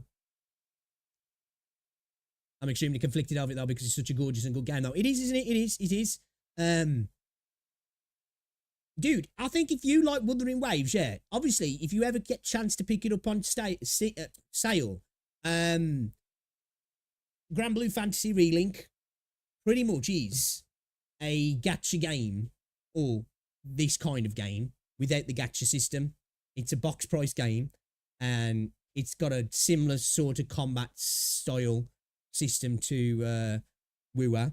It visually looks similar as well. It's a good game, that is. It's a fun little game. I like that game. I've got to go back to it, actually. We played it once on stream, and I didn't play it again because I'm a fucking idiot. You know what I mean?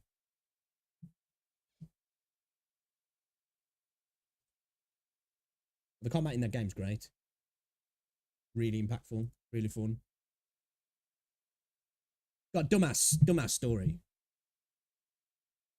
Yeah, dude, Scarlet Nexus is another great game as well. Very similar as well. Very similar. Quick switching of the characters. Great game. Love that fucking game still. Yeah, what's going on, Great? 22. 22 for me. 22 pulls, if that's what you're asking, yeah.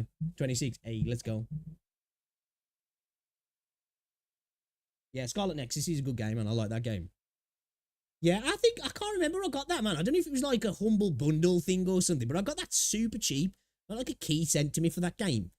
And it sat on my computer for ages, and I was just like, whatever. And then one day, I don't know if I saw a video on it or something like, or what. I think it might have been I saw that there was an anime of it. And I was like, okay, let's check it out then. Let's have a look. And I fell in love with it straight away.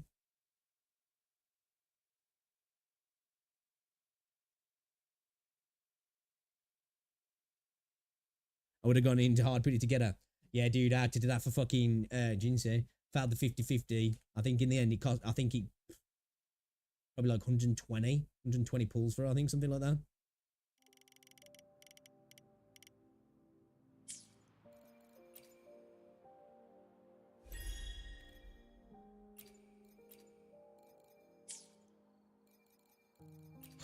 I still need to do the side quest for Changli as well.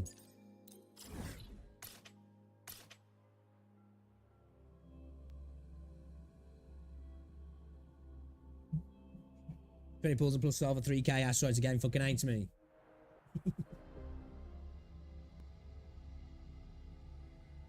Yeah, I had to do that with Jinsei's weapon as well. Fucking bang on hard pity. Bang on. I had to do the maximum pulls.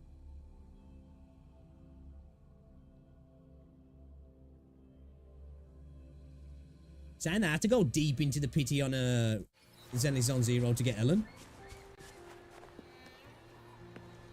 Yeah, see, we tend to sit around about a 43 millisecond ping, don't we? Let's see how we had this lag at the start. It makes me think, is that truly the ping? I'm glad other people are speaking about the potential dropped inputs, though.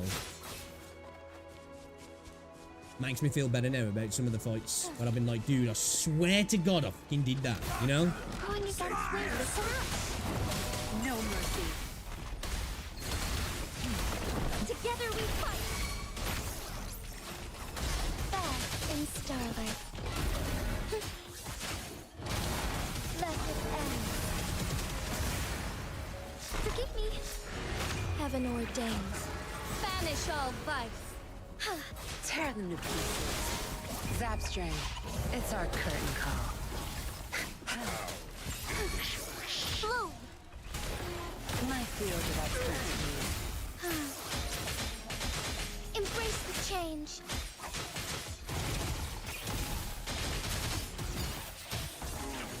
I need food. Yeah, I just I watched that one earlier actually. Reacted to that one. And I'm happy I watched that because, like, it hasn't happened frequently enough where I was, like, adamant that it was an issue. There was still that part of my brain where it was like, nah, I think you just maybe messed up there. But, like, quite a few times when I was doing the holograms where I was like, dude, I swear to God, I had that timed perfectly. And then I was just like, I guess I didn't. I just suck. But it looks like, you know, I do still suck. But there's a potential that the game is also fucking me in the ass as well.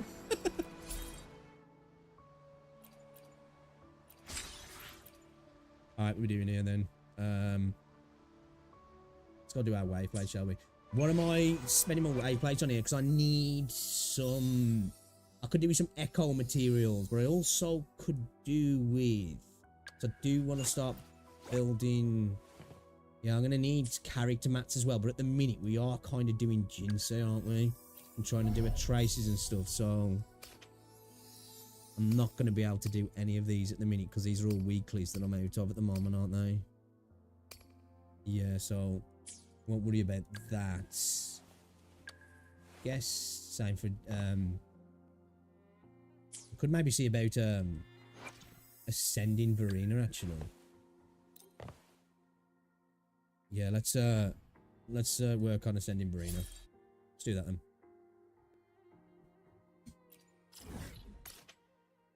Let's do it, man. Let's fucking do it. What's going on, Ariane? It was. We were just reacting to some stuff and just playing a bit of Wuthering Waves now before I get off. It's like getting jerked off and she stays on the shaft instead of hitting the rim. What's my CPU? I've got a an i9 13900K.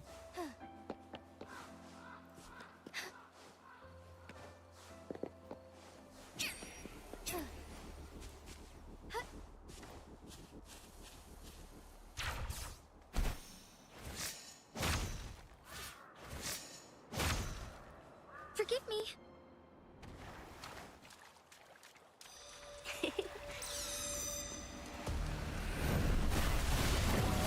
Watch and learn. My field of expertise. Together we fight. Look at that hit me from behind. Sacred life. Lend me your strength. Tear them to pieces. So be it. Grow for me.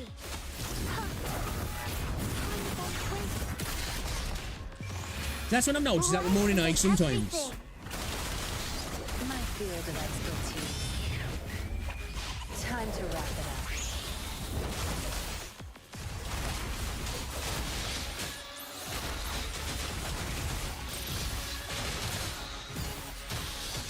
Take flight. I feel bad beating on the morning egg, so man, after doing that side quest. Like, I genuinely, that morning egg side quest got me a little bit emotional. I was like, man, I feel bad. Because, like, it was the one tacit that didn't attack people. And, you know, it was just grieving, wasn't it? I was like, oh, man. It was a hit you in the feels kind of one, that was. The only time this game's actually got me like, whoa, okay, all right.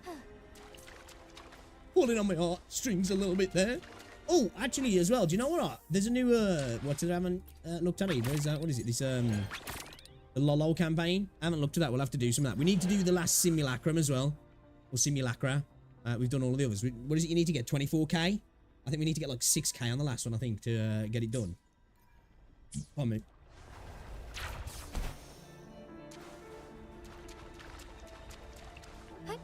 Onwards.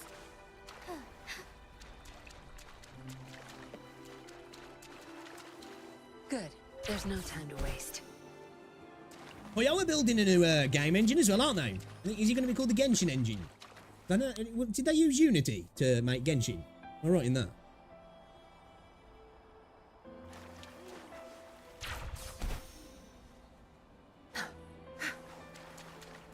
Something about this game, I think it is gorgeous.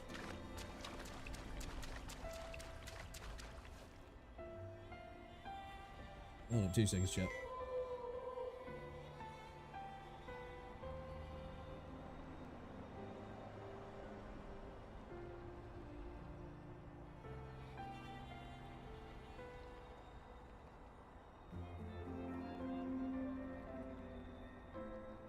I wonder how they're growing.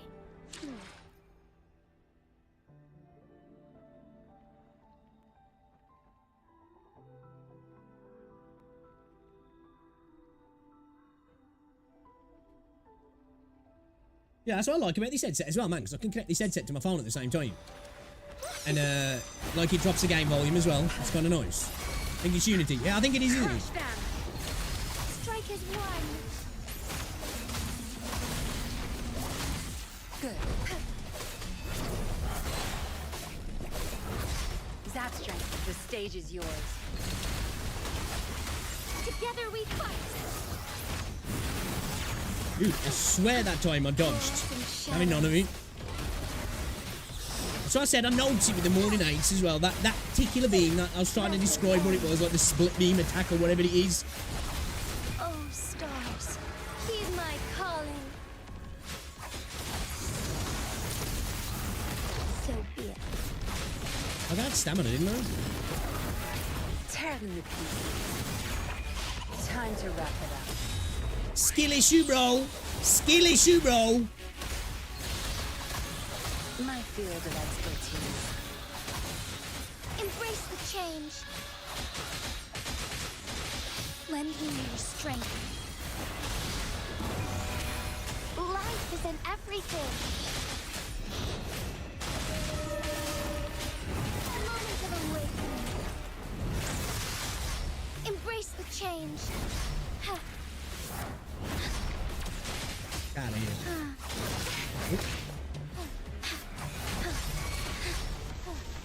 Tear them to pieces. Why is that?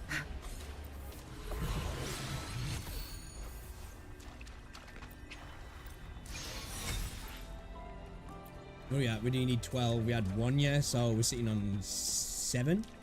So we need another, do another two times. Yeah, 13900K, 4090, 32 gigs of DDR5, 6K, I think, speed.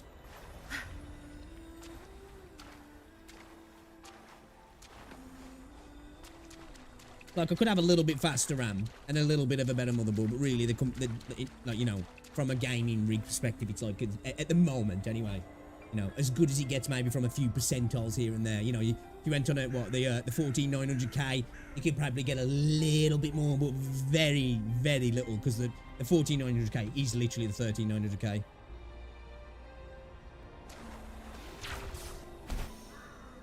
What's going on, L-Dog?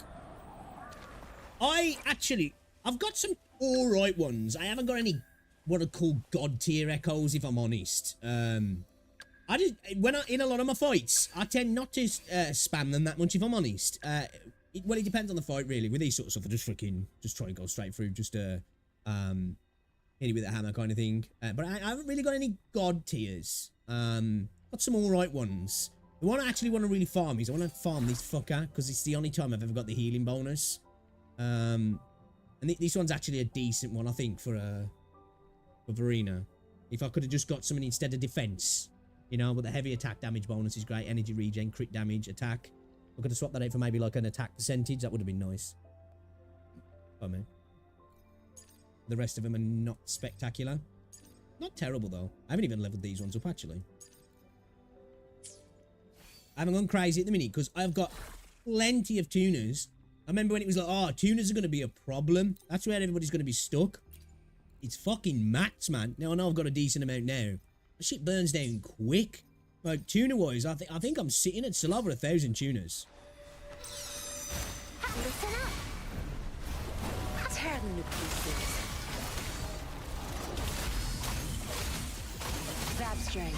It's our curtain call. Together we fight.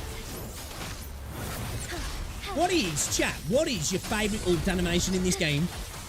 I think for me, it's probably still... Bitch. Probably still, Yinlings, of course. I'm biased, though. But I really do like, Changli's as well. Starlight, heaven ordains. Banish all vice. Yes, it should be happening soon, actually. There's already been a gameplay shown, hasn't it? I don't know what the event it was. I think it was one of the events in China. We were actually playing it on PlayStation 5. It looks like it was fine. Onwards. Yeah, it's going to be a big, I think a big positive for this game. From, obviously, the developer standpoint, you know, obviously from a gamer standpoint as well. It's going to get out to a lot more people. I think it's going to do really well on PlayStation. Ooh, nice one. I do. Because obviously, I think sometimes gacha games that you play on mobile and PC might come from a bit more of a burnout perspective, in that they've got access to a lot more, especially on mobile, because that's where they all really start. But there's a lot now on PC, especially if you want to use emulate as well. You can pretty much play them all. But the console, there's not that much choice, so I think people are going to really... I hope they do anyway, because I like the game and I just want more people to experience it and hopefully enjoy it as well. But I think PlayStation's going to love it. I think it's going to do really well. Yeah, it's cool, isn't it? It is cool. Yes, I agree. It would have been nice to see it launch at the same time. I'd be curious to see why, actually, it didn't. I don't know if that's maybe due to... I don't know. Because Because I don't know actually, because the game, I don't know actually. I was going to say maybe because of something to do, because like with China, when you register a game application to be able to like come out, you have to launch the game domestically in China within 12 months of the application being accepted and okayed. So say you get it on January 2024, the game has to be out by January 2025, basically. And I don't know if maybe that they weren't going to be able to get that done for the PlayStation, so they were like, right, we'll hold back potentially, or it was just a certification thing on the console, or it was just genuinely from a build perspective. I don't know, because I think, obviously, I think it's harder to make games for PC in terms of performance and bugs because you've got so many different configurations of hardware, but I think sometimes it can be a little bit more expensive to get them on consoles, can't it? Life isn't everything. I've had enough. Get lost. My field of expertise.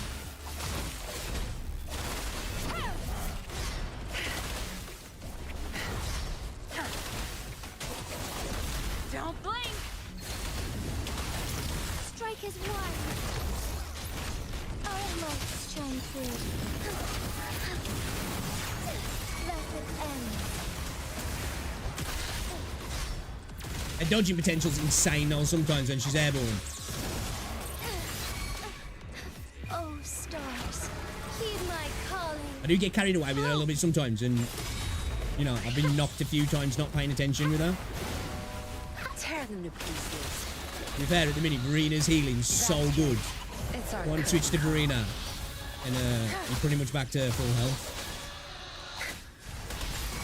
Together we So you want to get that healing bonus as high as possible and get her attack high as possible, and Verena is ridiculous. Ultra S tier character in the game. I think at the moment, and probably for the foreseeable future anyway, Verena is the one character you really want to get. Obviously, of course, you want to get some cool DPSs and stuff, you know, your Jian, your Jinse, your Yinlins and such. But she is the most versatile character in the game. She works with everybody, and she does her job better than anybody as well.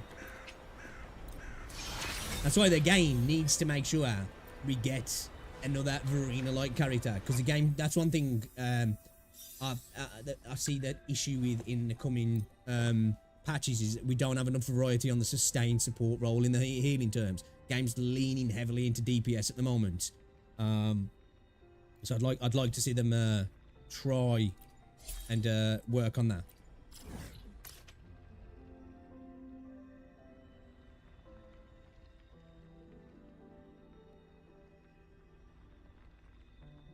Oh really?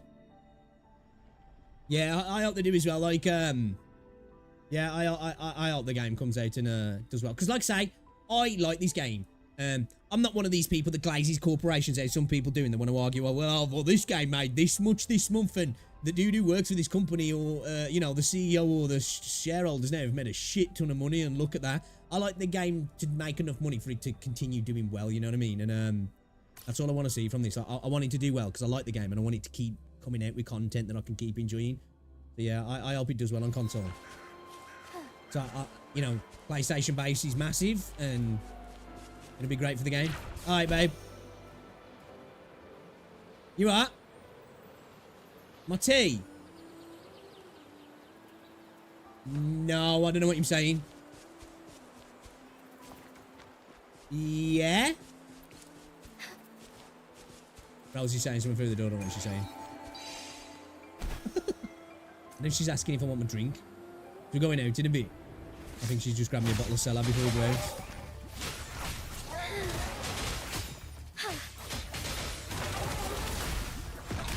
My field of expertise. Where you going, bitch?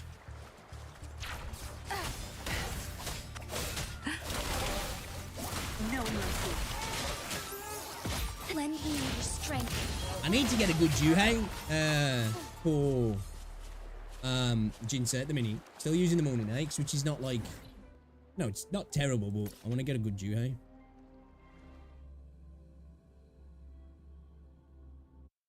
Yeah, but you end up having to pay for the ability to play a free game on PSN. Yeah, there is that. There is no free games on console, is there really? Forgive me. I didn't appreciate that until I started PC gaming. And like the idea now of having to pay a monthly fee to be able to play my games, like, or at least online games. Yeah, that sucks. Well, like I say, it's something that never bothered me before I did. But then again, though, you know, I pay for Xbox Game Pass, so.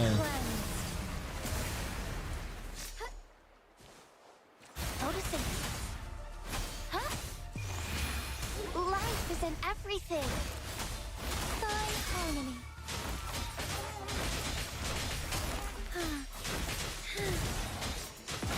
Embrace the change.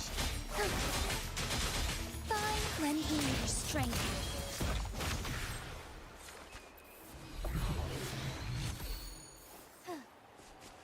I need to reset my login details anyway for my PSN. I forgot it. I remember my fucking. That's the one thing actually that I've had nicked. I remember when my PlayStation account got fucking robbed.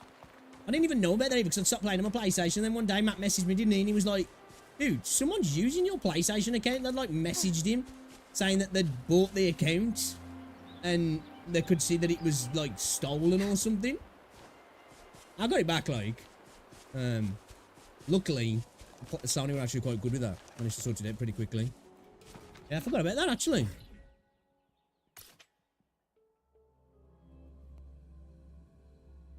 Yeah, my PlayStation again got robbed. It was somebody in my Discord server. It was just like, dude, what the fuck's going on with your account? I was like, what do you mean? That noticed. Wild.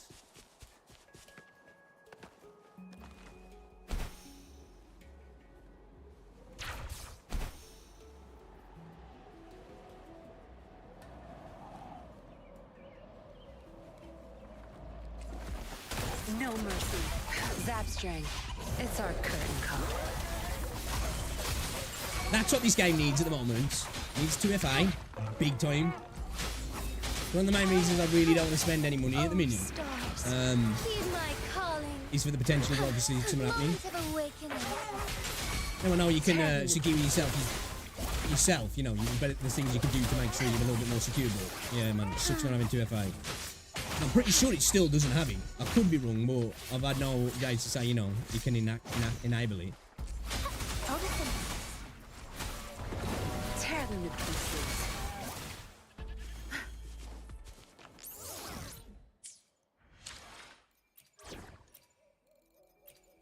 Who will be sitting on the other side of the board?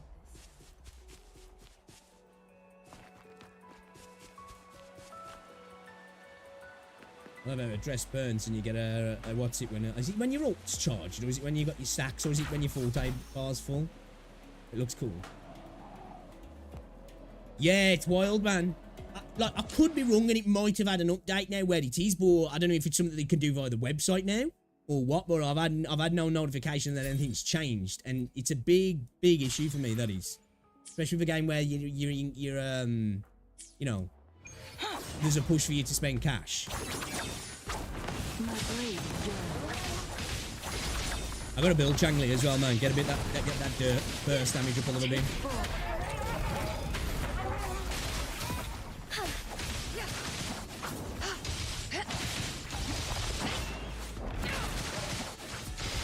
Mind's eye.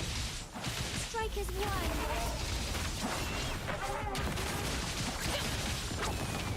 Be reduced to Cool ult animation as well. in flesh.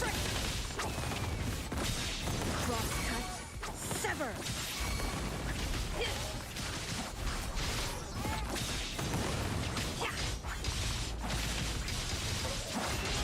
Yeah, Changli's cool, man. I like her as well, actually.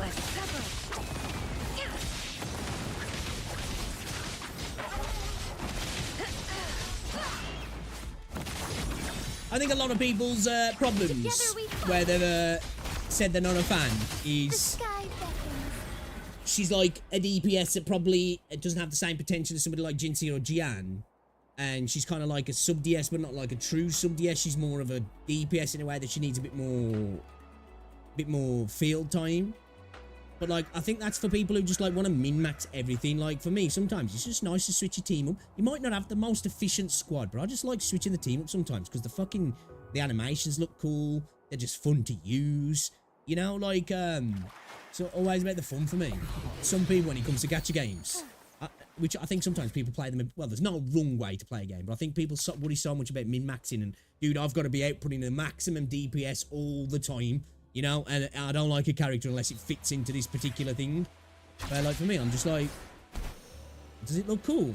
Like, yeah, I'm sold. You know? Is it fun?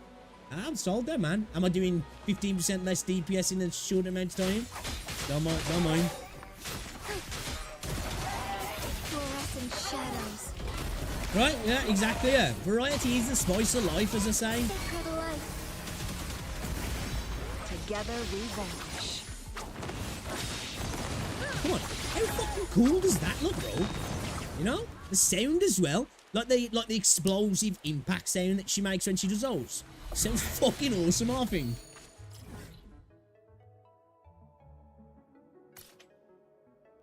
Right, we'll do this last one, then I'll head to the synthesis. Hey, thank you, Ethan. Appreciate you.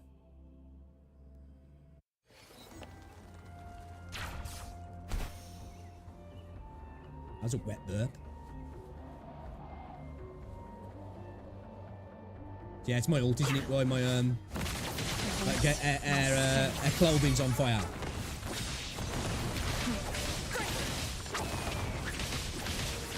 Strike as one.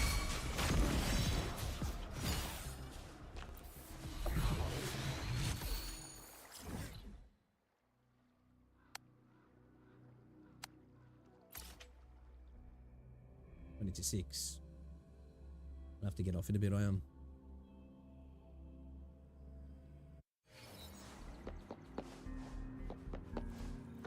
What does that need, you know? Was it the advanced ones? HF out of core.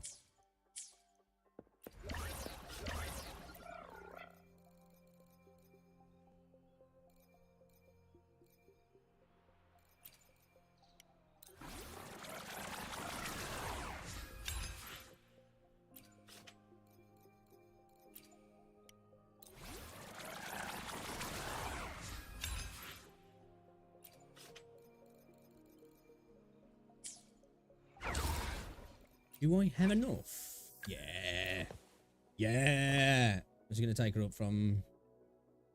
Hold up a second. Her attack's 977 at the minute. And...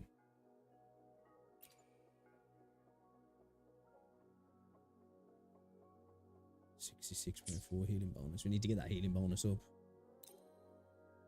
Look, it's bearing tiny fruits. Another miracle. 999. Almost to that K. Doesn't end here.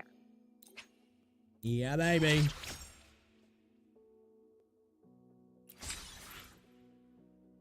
She's both. She's both. So she heals and she buffs. So like her ult heals, but then it applies like when you switch out, she continues to do damage in the sense that when you attack, she has a simultaneous attack as well, kind of thing, like. And a skill as well.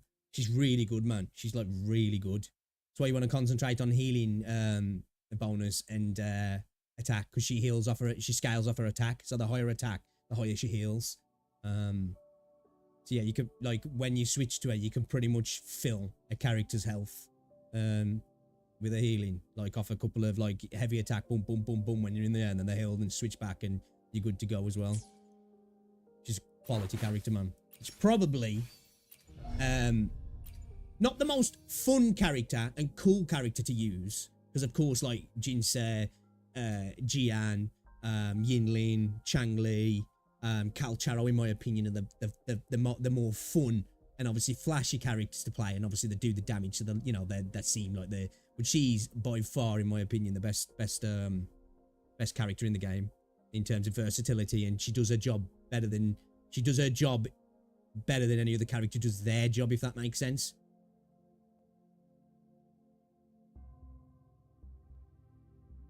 Yeah, that's one thing this game, well, I've spoken about this before. In these sort of games, man, support is the most important role. You know, they make your teams better than any DPS, really. Especially because, obviously, they can improve the DPS, and then that makes your team better. And if you've got, like, you know, sustainability, healing, buffing, you know, they do a bunch of stuff that just makes your team better in general. Obviously, DPSs are they become the hero, don't they? It's like a striker in a football team, you know? They're the goal scorer at the end of the day. But it's everybody else that kind of, you know, allows them to facilitate their job. Without the rest of them, they're just nothing, really. And she does that facilitation better than anybody. Like, better than anybody. You know, like, I'd probably say the best sub-DPS support role other than her is probably Yinlin, in my opinion. Because their off-field damage is insane. Insane. And in my opinion as well, Verena needs very little on-field time as well for what she does, how good she does it as well. Like, the efficiency is just off the charts, in my opinion.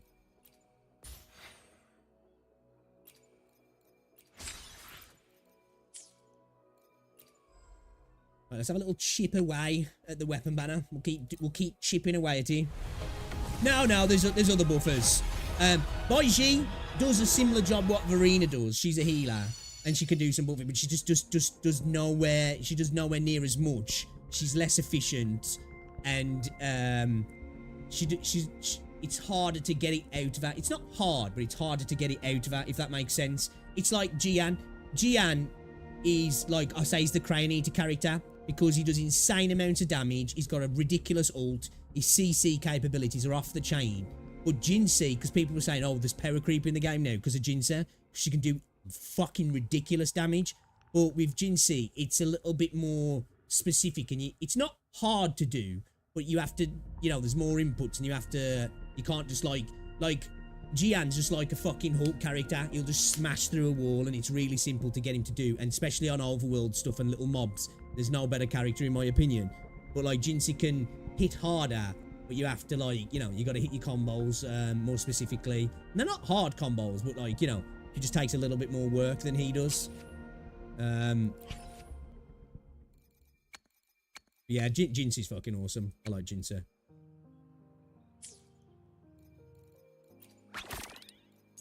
Alright then, you know what, chat? I didn't want to end now because I've only played a little bit. Got some dailies done though. But yeah, I'm going out in a little bit, and it's 10 to 6 now. And I think I need to be ready for 7 o'clock, and I need to go and have a shower and get ready and get out. So I do appreciate you all for coming and hanging out. It's been an absolute pleasure. I hope you've enjoyed the stream. I will be back in the morrow. So if you want to come and get, you're more than welcome to. And if I don't see you over the rest of the weekend, guys, have an amazing rest of your weekend, man. All right. And once again, thank you for the continued support, and shout out to everybody who's been watching the videos as well. They've been doing really well, and I very much appreciate it, man. All right. I'll catch you later, guys. Enjoy the rest of your weekend. Ta-ra.